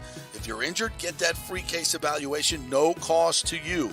The Jeeves Law Group's focus is on auto, truck, and motorcycle accidents, as well as class action and consumer protection law. Scott Jeeves is a board-certified civil trial lawyer and a certified circuit court mediator practicing in the Tampa Bay area for over 30 years. You hear him on the show all the time. Great guy, big Gator fan, and great for the community. The Jeeves Law Group is a highly skilled team with years of experience that will apply their skills, expertise, and knowledge to assist individuals who have been in an accident with compensation for damages, lost wages, medical expenses, pain and suffering, and property damage. Get that free case evaluation, 888-9-JEEVES. That's 888-9-JEEVES. JP here for my good friends at Italiano Insurance, and they did it again. Once again, Italiano Insurance stepping up with the best customer service. I was in a bind. My old insurance company, my auto insurance, jacked up my rates, so I called Charity at Italiano Insurance, and she stayed till 9:30 at night until she got my insurance done. And guess what? She searched all these companies for me. I didn't do the work. She did. Saved me $1,000 on my annual premium. $1,000, folks. That's real money. And that's what you get at Italiano Insurance. Great customer service. And here's another note for you, by the way, with hurricane season up. 40% of people in Florida are underinsured. That means if you have something happen during a hurricane and you need replacement costs, you're going to get 40% less than you deserve. Can't let that happen. Call the folks at Italiano Insurance and get them to help you out in both those regards. They will save you money and keep you insured properly. That's 813-877-7799. Great folks in the community, been doing it for over 60 years. Italiano Insurance, 813-877-7799. Start the new year with a new diamond from the Gold and Diamond Source. It's still engagement season. Where better to get that special ring than the Gold and Diamond Source? Of course, I just got mine there. I'm engaged. You should do the same thing. Let's go. Gold and Diamond Source has the largest selection of engagement rings in the country. A literal jewelry superstore with 30 times the inventory of any normal jeweler. And if you have a loved one or a special person in your life who has a birthday this month, maybe you have an anniversary coming up, you can get 15% off the January birthstone, which is garnet, as in garnet and gold for all your Seminoles. Celebrate that mythical national championship. And it's the Gold and Diamond Source's 40th anniversary. For the past 40 years, they have taken pride in offering only natural diamonds formed over billions of years from the Earth's incredible forces. And gold prices are at an all-time high. Now's your chance to turn your jewelry box into a cash machine. It's the perfect time to trade in your broken or unworn pieces for something new and stunning. It's the Gold and Diamond Source, 3800 Ulmerton Road, always online at thegoldendiamondsource.com. Let's go. Right now, back to the show on FanStream Sports. All right, welcome back to the JP Peterson Show, brought to you by the great folks at Synovus Bank. Just walked by the downtown location across from Amalie Arena just the other day, where my good friend John Acosta works. He's been in banking since 1983 here locally. Lots of folks that work at Synovus. The managers there have been working here for a long time in different bank groups, but now with Synovus, and they're going to give you that local feel, that small bank feel from a big bank. So head on in there. If you need to move your business banking there or your personal banking there, Synovus.com. Ask for John Acosta or ask for any of the great folks there, and they will treat you the way you deserve to be treated with that little bank feel. That's SynovusBank.com. Check them out. All right, let's talk some golf with our good friend John Gerber, PGA Pro. What's up, Johnny? How are you? I like other guys. What's up, fellas? How are you? Oh, Timmy's already got the drops in there. I like other guys.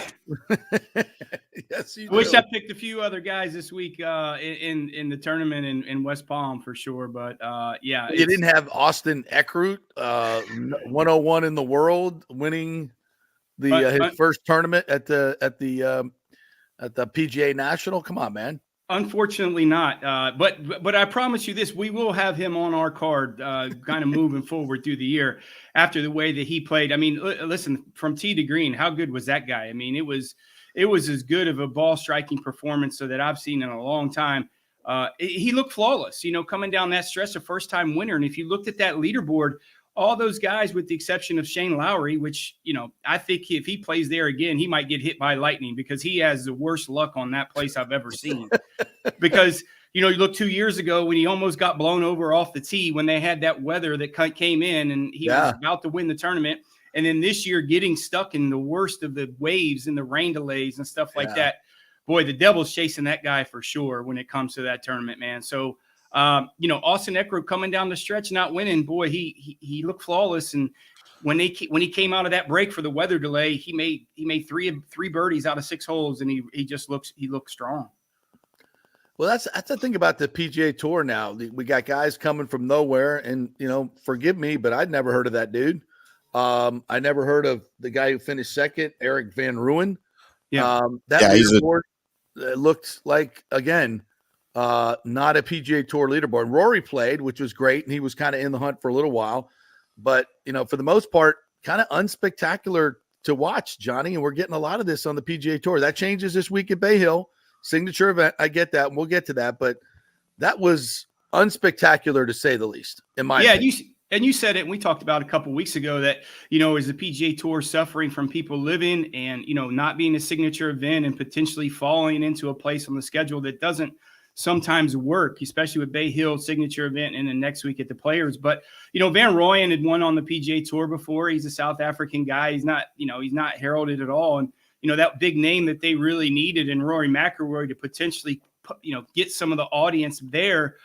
He just didn't perform, and we talked about that. We bet against him on Sunday. It's just because if Rory doesn't get off to a hot start in the last round, not having the potential to win, he kind of mails it in a little bit because he's thinking about the next week. But him shooting 68 the last round is 3 under was pretty good. But we had him matched up against Cam Young, who I really liked this week at Bay Hill. He shot 66, so we did go 4-1 on matchups, but unfortunately we didn't cash a ticket. But the matchups will make you some money, which you've done really, really well at. All right, so let's look ahead to this week at not far from where I am right now at Bay Hill. Signature event, great field. It's the list of winners on this is the cream of the crop. This really does kind of separate the wheat from the chaff, so to speak, right? Talk. Who are your favorites this week? Who do you like? Yeah, I mean, if you look at it, with the exception of maybe last year, Kurt Kitayama winning, not one of the big favorites. If you had him on your card, in which we didn't, he paid you about $12,500 to win that tournament. So he was 125 to 1. But I don't see that this week. I think being such a signature event, I mean, the API certainly gets the crowds and certainly gets the big name players just because of Arnold. It's a bit like the Memorial with Jack. Yeah. A little early to say. I think I'm looking at the weather. Weather plays a big factor here, whether this golf course plays firm or whether it plays soft. Bay Hill is one of those places. It's a little bigger ballpark than they had last week. So I think the guys who hit the ball far will have an advantage this week as opposed that they didn't last week. And we talked about that. It's more of a strategic golf course. But this week, I really like the way Cam Young's playing. We had him on our card last week and we talked about him. He just had a terrible third round that it just didn't push him in there. But coming off a 66 in the last round, I think he's going to build some momentum with going into Bay Hill. And, he's one of the longer guys on the PGA Tour, and it sets up great for him. I mean, where's Victor Hovland been? I mean, I think maybe this is the time where Victor Hovland, it's a great golf course for him. He loves it.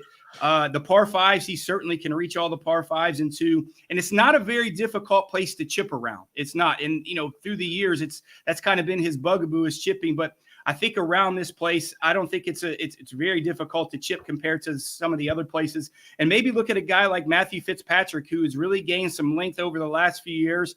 Ball striking seems to come on board a little bit after last week. He played really solid last week. He was stuck in that really terrible wave that they got the really bad weather, but kind of persevered. So maybe look at those guys initially to come on. We'll see. Looks like the weather is going to be really good. And watch a hole. It shows it a lot. Watch that the sixth hole, the par 5. That kind of, even though it's on the front side, it plays a pivotal part. If you look a few years ago, Bryson DeChambeau almost drove the par 5. Yeah. It's that dog leg left over water. But they need to birdie that hole so they can get some momentum to kind of move themselves into that back 9, which plays significantly tougher than the front. So 6 potentially could be a pivotal hole, and see how many guys kind of cut that corner and see how confident they are in their game. I really like watching that 6th hole out there at Bay Hill. Well, your boy Van Ruin is what, plus 8,000 this week, so that might be a value pick. Chris Kirk plus 6,000, Kurt Kitayama plus 6,600, according to BetMGM. So there's some value picks for you. McIlroy's plus 900. He's won here before, is he not? Who's that? McIlroy. Yeah, McIlroy has one. I just don't. I'm just looking at Rory. I think he's gonna do a little bit of the same thing. It's not a great golf. I mean, it is a great golf course for him in terms of the length. But there is a few of those holes that he doesn't really set up for him. And if it takes the driver on a couple of those holes out of his hands like it did last week. So if he gets really aggressive. And take some of those dogleg rights because he likes to hit the ball right to left, and some of those par fives go right to left. So if he stays aggressive, we'll see how he's swinging at it. But again, with Rory, the hard part with Rory, you just can't make any money on him. His odds are always so low. He's always has short odds, and it's very difficult to make money on Rory. Yeah, Scheffler's the favorite at plus 650. Gross. You got Victor Hovland at plus 1400. Sorry, Scheffler. That's not a bad pick. I want to see a little bit more out of him. The weather, like I said, it's not going to be windy. That place, when that gets windy and firm, boy, that place can play very, very difficult. It doesn't have nearly as much water as they did last week, but look at the guys who hit the ball very far, and look at the guys who hit the ball right to left, and guys who drive the ball well. I think they're going to have great success at Bay Hill. Cool. I was going to ask you about. First, you just went and played Pebble Beach. That was pretty sweet, wasn't it? Cypress Point, Pebble Beach, Spyglass. Had to throw all that in there, didn't you? Yeah, no, he asked. I wasn't going to say it, but he asked. No, I like other guys.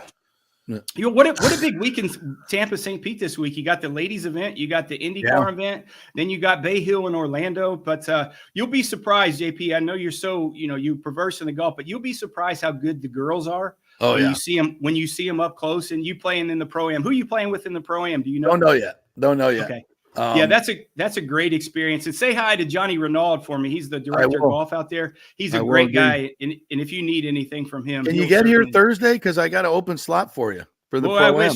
I like to see what the odds are on you in the Pro-Am, because I'll throw a couple dollars on you if you Listen, at a 12-8 handicap right now is where I'm 12-8. 12-8. Yeah, you're getting fully deserved. You're getting cussed out. You're getting cussed out at 12. Here's the thing. When you play at Palmacia, have you played out there yet? We played here 2 or 3 times. Yeah.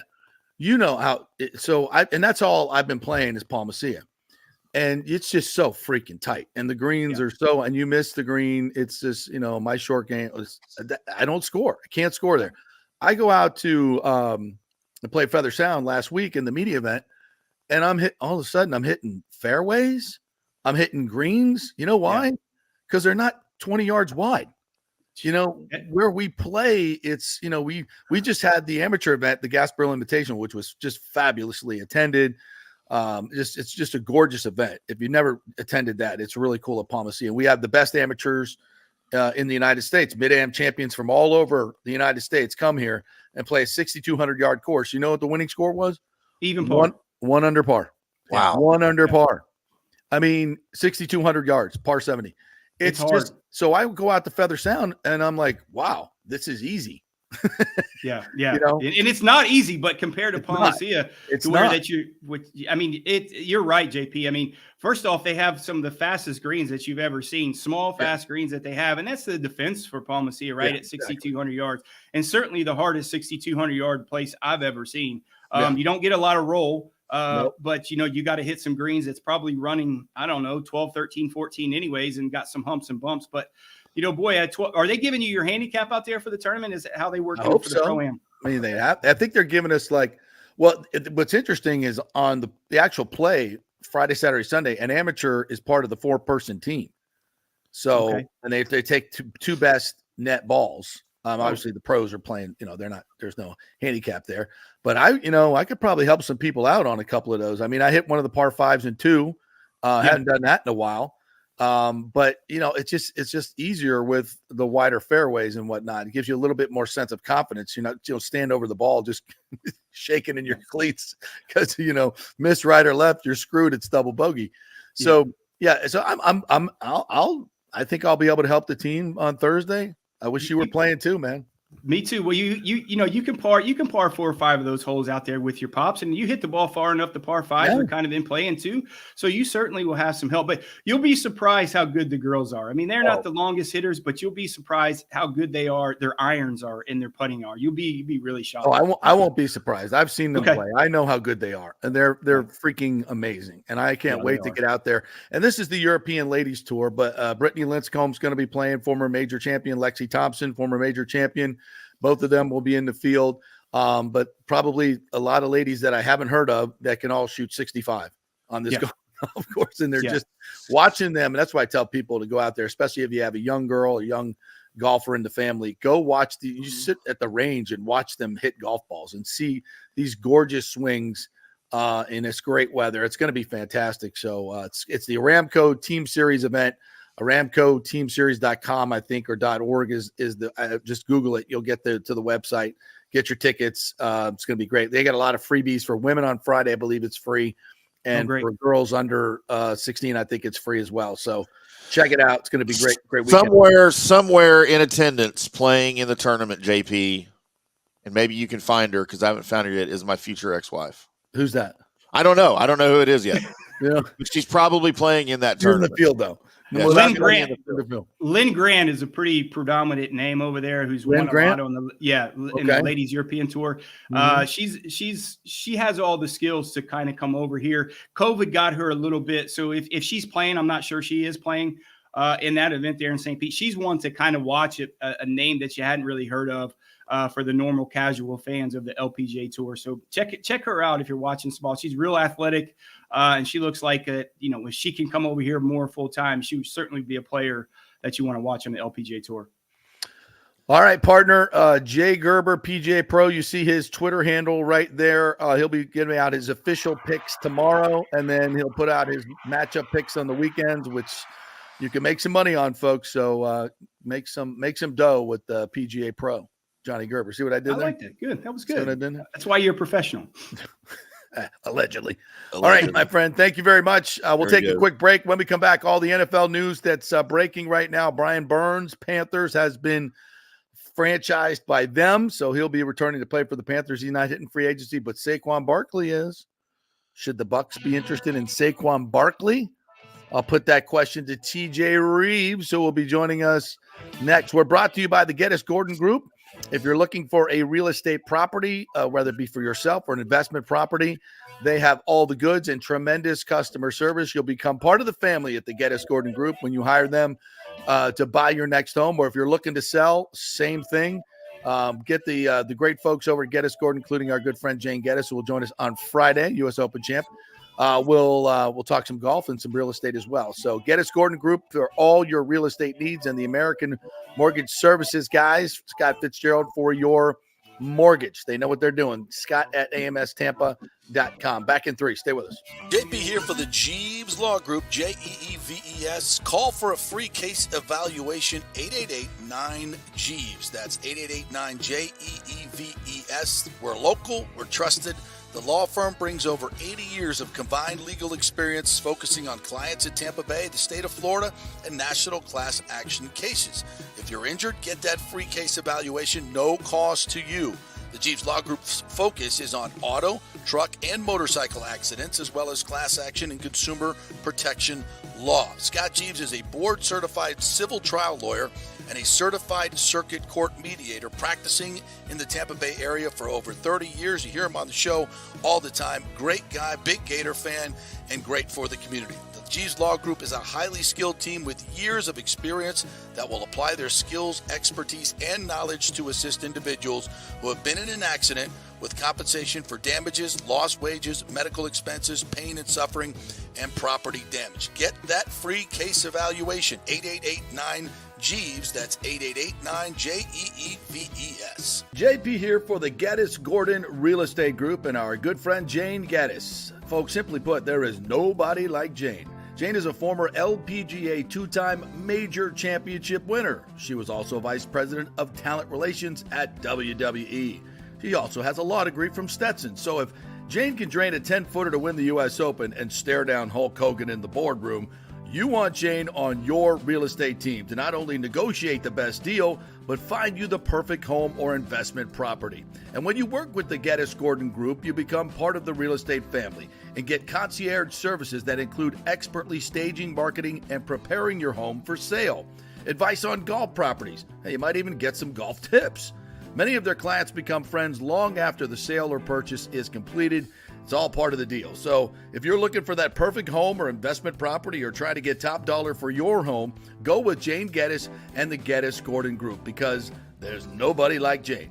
Call 813-485-6808 or go to geddesgordon.kw.com. That's GEDDES Gordon.kw.com or call 813-485-6808. JP here for my good friends at Italiano Insurance, and they did it again. Once again, Italiano Insurance stepping up with the best customer service. I was in a bind. My old insurance company, my auto insurance, jacked up my rates, so I called Charity at Italiano Insurance, and she stayed till 9:30 at night until she got my insurance done. And guess what? She searched all these companies for me. I didn't do the work. She did. Saved me $1,000 on my annual premium. $1,000, folks. That's real money. And that's what you get at Italiano Insurance. Great customer service. And here's another note for you, by the way, with hurricane season up.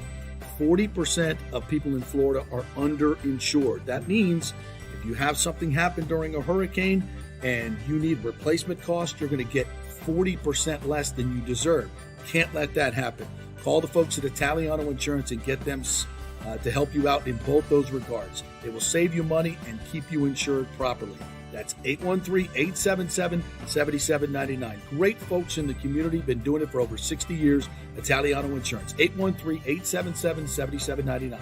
Let's go. Right now, back to the show on FanStream Sports. All right, welcome back to the JP Peterson Show here as we roll on this Testosterone Tuesday. Brought to you by... It has been a Testosterone Tuesday, man. We're talking racing and all sorts of stuff. It's been fun. I love getting, guys like Linus on, and, that just, we talk a lot of Buccaneers, a lot of Tampa Bay stuff, so it's always great to get a little bit of a different voice on here. Fun young man, too. Looking forward to seeing what he could do this week and the fact that he's got, his two teammates, the reigning champion and Scott Dixon.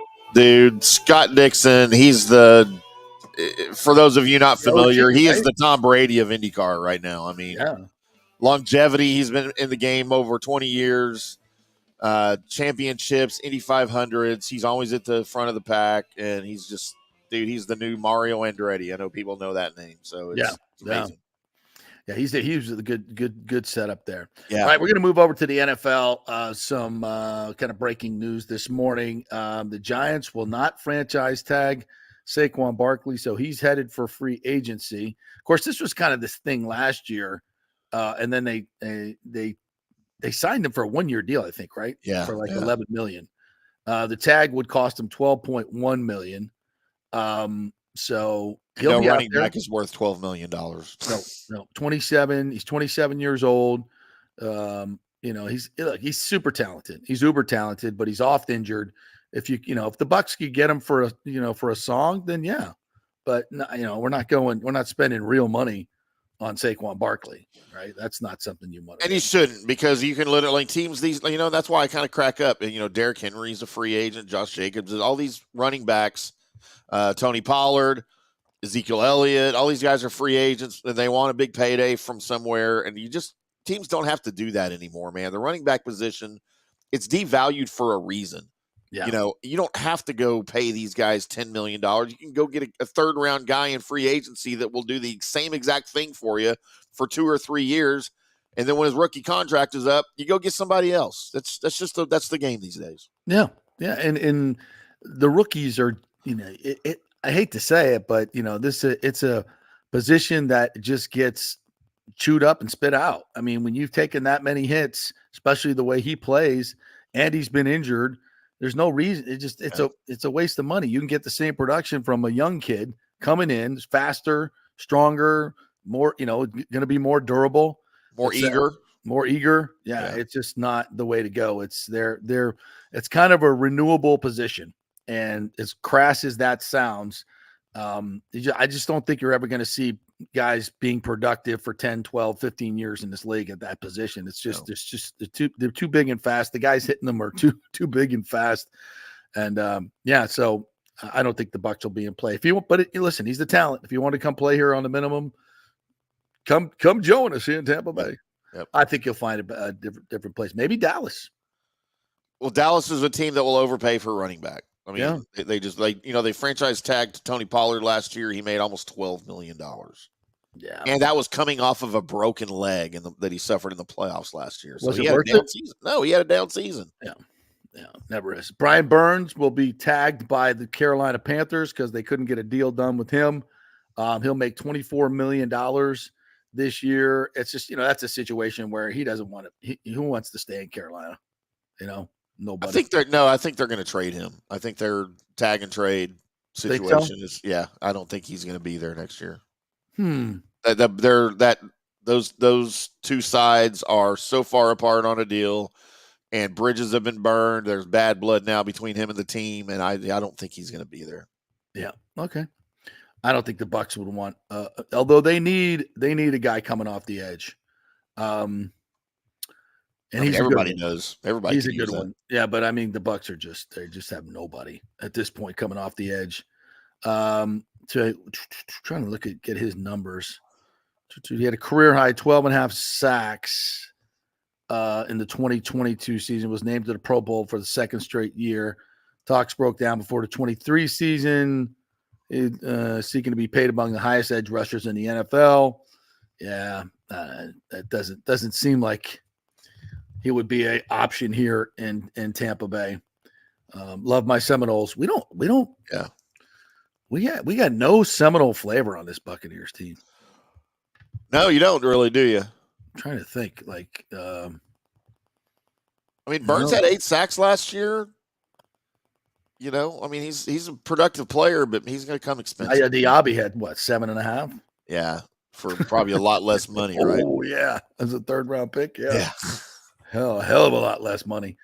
Yeah, it's just these high number edge guys. You end up paying like the premium price. And even if they give you 12.5 sacks, is it, it just depends on who they are. Is it worth to pay it? A JJ Watt? Yeah. A TJ Watt? Yeah. A Max Crosby? Yeah. These guys, these premium Khalil Mack, yeah, they make a difference. They make a huge difference. It's hard to find Super Bowl winners that don't have great edge rushers. Every time the Bucs won it, they've had guys. They've Shaq Barrett, JPP, Simeon Rice. You just go right through it. You need a guy that's a difference maker in this league. But man, the cap hits sometimes just get. I bet if you look at the history of all those deals, there's more bad ones than good ones. Sure. Yeah. So I don't know where's that happening. Then there's guys reaching the end of their careers, like Jason Kelsey, who had a very tearful goodbye yesterday to the Philadelphia Eagles. But this quote, I think, will live on in infamy. Can we play the Jason Kelsey? And he's reading from a prepared statement. So if you don't think he meant to say it the way he said it, you're fooling yourself. Yeah. Here we go. I won't forget Nick Foles having the game of his life on the biggest stage possible. And the biggest dick on the team going up to Doug Peterson and asking for the Philly special. And Doug Peterson having the biggest balls in the stadium.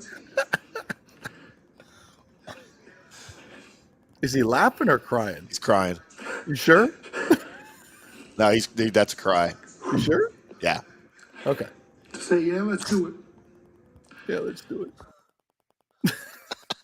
Let's do it. Who was the biggest D on the team? Well, Foles requested it, right? Right. I mean, we've heard the audio. There's NFL Films video of Foles walking up and saying, Philly special time? And Peterson going, yeah, let's do it. So he said Nick Foles was the biggest D on the team? That's what I take from that. Okay. Unless he was calling him, unless he thinks that's did. That's the urban legend. Is he like as a personality, a D? Or physically. I don't know, man. I don't know. You know, I hate the Eagles more than any other team in the league, and it's not even close. But God, I love Jason Kelce. I hate his brother. Isn't he the best? But I love Jason Kelce. I love it. They're like, I mean, come on. TJ Reeves joining us here. Just got done with the Bet US Appalachian State, Boise State. Oh my God, basketball show. Hey, yes. you gave my boy Fitzy Kentucky last week. He cashed on that. So he's a big TJ Reeves. All right. I got to come strong, is what you're saying. Yes, give us a couple more picks. On the show, they were talking a ton about Kansas State. I love Kansas in revenge. Lay them with Kansas for whatever that's worth. Okay. Florida, Alabama. They're going to start. They're going to start shooting about 5 Eastern time for that 7 Eastern time game, and they're not going to stop shooting, and they're going to score a ton of points. Both of them. Take the over. Like the over. And Take the Florida over. Bama game. Okay. I'm here to help. San Diego State. We were just talking a ton about San Diego State playing UNLV tonight in the last game of the night at UNLV. San Diego State is laying like 1.5. They'll win the game. Take San Diego State. Who's going to beat Kansas? Kansas will beat Kansas State. Lay the number. Revenge for Kansas. That's in Timmy's part of the world. Revenge for Bill Self and company. They lost to Baylor Saturday. Kansas bounces back and rolls Kansas State tonight on senior night. Ooh, Scott Reynolds would not like that at all. Sorry. I'm just here. Here to help. I know Scotty was with you. Yeah. I'm just here. So we were talking a lot about those. Listen, and you know what else we talked about? I know you want to talk about several things and you got to get out of here. We talked a lot about South Florida, USF. What a story this is. And JP, it is almost surreal. I'm not able to get there tonight. Right. It is almost surreal because they've clinched the 1 seed. They've won the regular season title. JP, in the 50-year history of the program, they've never played a March home game like tonight. Yeah. Where they have the number 1 seed and the game doesn't really matter. It matters for the NCAA tournament. Don't lose. But I mean, tonight, it's going to be sold out again, apparently, with the 3,500, 4,000 students. What an incredible situation that they've already clinched at 15-1 in the American, playing Tulane tonight. Mir Abdul Rahim, best first year of coaching. I think it was Matt Baker or Joey Knight did an article on that today in the Times. And best rookie season coaching in the history of Tampa Bay. I think that's pretty. You can make that argument. Yeah. John Gruden won a Super Bowl in his first year. Okay, but that team was ready to win with Hall of Famers. Yeah. This is the 3 words are this is completely out of nowhere. Absolutely what he's done. And I am saying again to you on FanStream JP on March the 5th, if they win these final 2 games, the last game is in your part of the world, Timmy, at Tulsa, who's terrible. Yep. If they win these last 2 games and are 17-1, winning 22 of the last 23, they're not leaving them out. With that finish to the season. If they don't win the tournament, I'm calling it right here on your show. If they win these next 2 games, they don't have to win the tournament. I think winning a game at the tournament will help them. But you've got enough voices on that committee. I mean, let me go over it for you. The head of the committee is the SWAC commissioner, Charles McClellan. That's the head of the selection committee that's doing the voting. Ultimately, this is a vote. You've got the Santa Clara AD. You've got the Samford AD out of Birmingham. You've got the Big Sky commissioner, and you've got the Sun Belt commissioner. They always do this. You've got 5 mid-major or small major conferences who are going to say, hello. Does the season not matter, McFly? Does the December, January, and February part of the season not matter if a team wins 22 of 23 games? It'd be criminal. It'd be absolutely criminal. It would be criminal. But just go ahead and win the tournament. That'd be if they win the tournament, they remove all doubt. But let's see. It's going to be a great atmosphere there tonight. And then how wild is this American tournament between South Florida, Memphis, Florida Atlantic? It's like 6 teams with 1 chair on the musical chairs. I want to see that rematch of that with FAU. That was, it was tremendous. Arguably the biggest win in USF history on their home floor. But other than that, hell of a basketball game. So here's where it lines up just real quick. And I know you want to talk Bucs, then you got to go. Here's where it lines up. South Florida is the 1 seed. Right now, Memphis is in the 4 spot. So that would be your theoretical semifinal game. However, Memphis at Florida Atlantic Sunday. If Memphis wins, my understanding, Memphis would then potentially be in the 3 hole Right. And Florida Atlantic is now your semifinal Oh. team for USF Okay. in the American Conference tournament potentially. Let's see. Okay. Let's see what happens.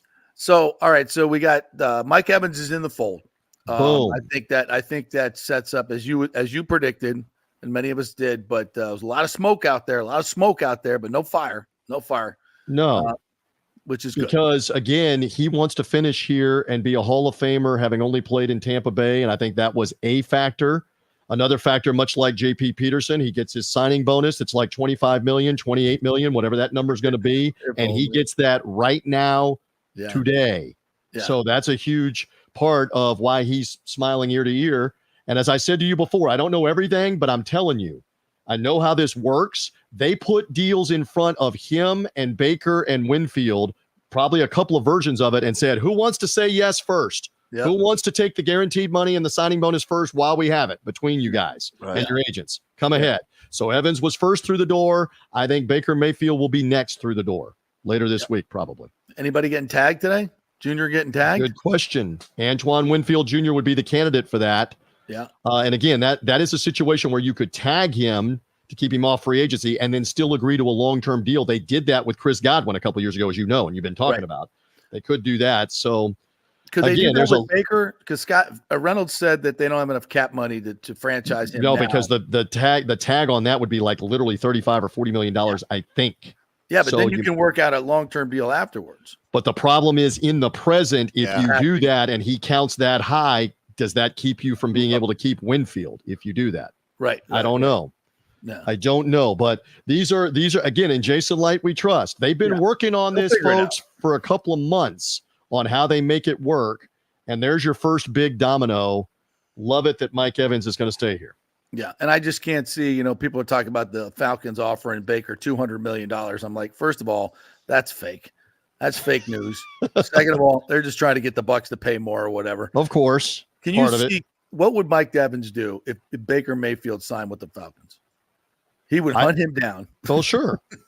But under our auspices and our theories and what we've been talking about, the Evans and Baker Mayfield tandem, they've been talking to each other. There's nothing that says players can't talk to each other about Baker what they're doing. Anywhere. So Baker Mayfield's going to be back, much to the chagrin of the Falcons and the rest of the NFC South, it looks like. And let's see where we go from there. And they will remain to be the best team in the NFC South for another year. Agreed. About that. I don't think there's if they bring those guys back. And the good news, TJ, and I've said this, is once Evans signs, that means Baker's going to sign. That means the Bucs are not going to have to do this rebuild like every other team in the NFC South has to do, and every team in the NFL. Frankly, when you go to the playoffs 4 years in a row, it's the way the cycle works because you get punished by the NFL with drafting and everything else.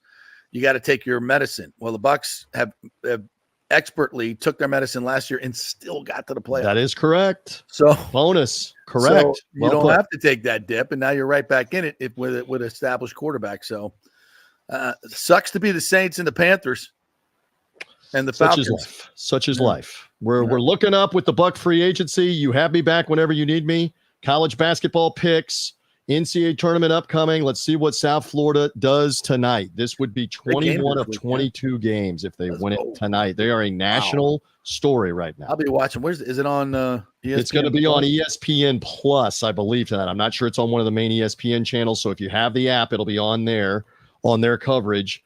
But they're getting attention everywhere as they should. Right now, with the nation's longest winning streak. JP, we've never uttered, much less on March the 5th, the nation's longest winning streak is the South Florida Bulls, 14 in a row. Incredible. Holy crap. Incredible. All right, partner. Thank you for your time. As always, great to be with you. Gave us some winners. Big day today. You guys behave. Good to be with you. See you later. Not really. It makes for a boring show. That was a hell of a show today. Jason Kelsey saying crazy things, and Linus Lundqvist. Linus, we got to get his name right. IndyCar series, yeah. Rhymes with Weenus. That's not the other way around. Yes, Weenus. Show him your weenus. Look it up. All right, that'll do it for us here on the Testosterone Tuesday. That's a great way to end. Thank you, Jim.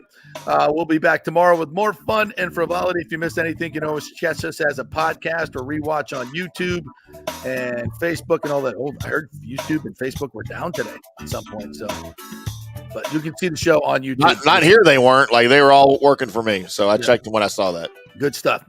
Have a good day, everybody. We'll see you tomorrow.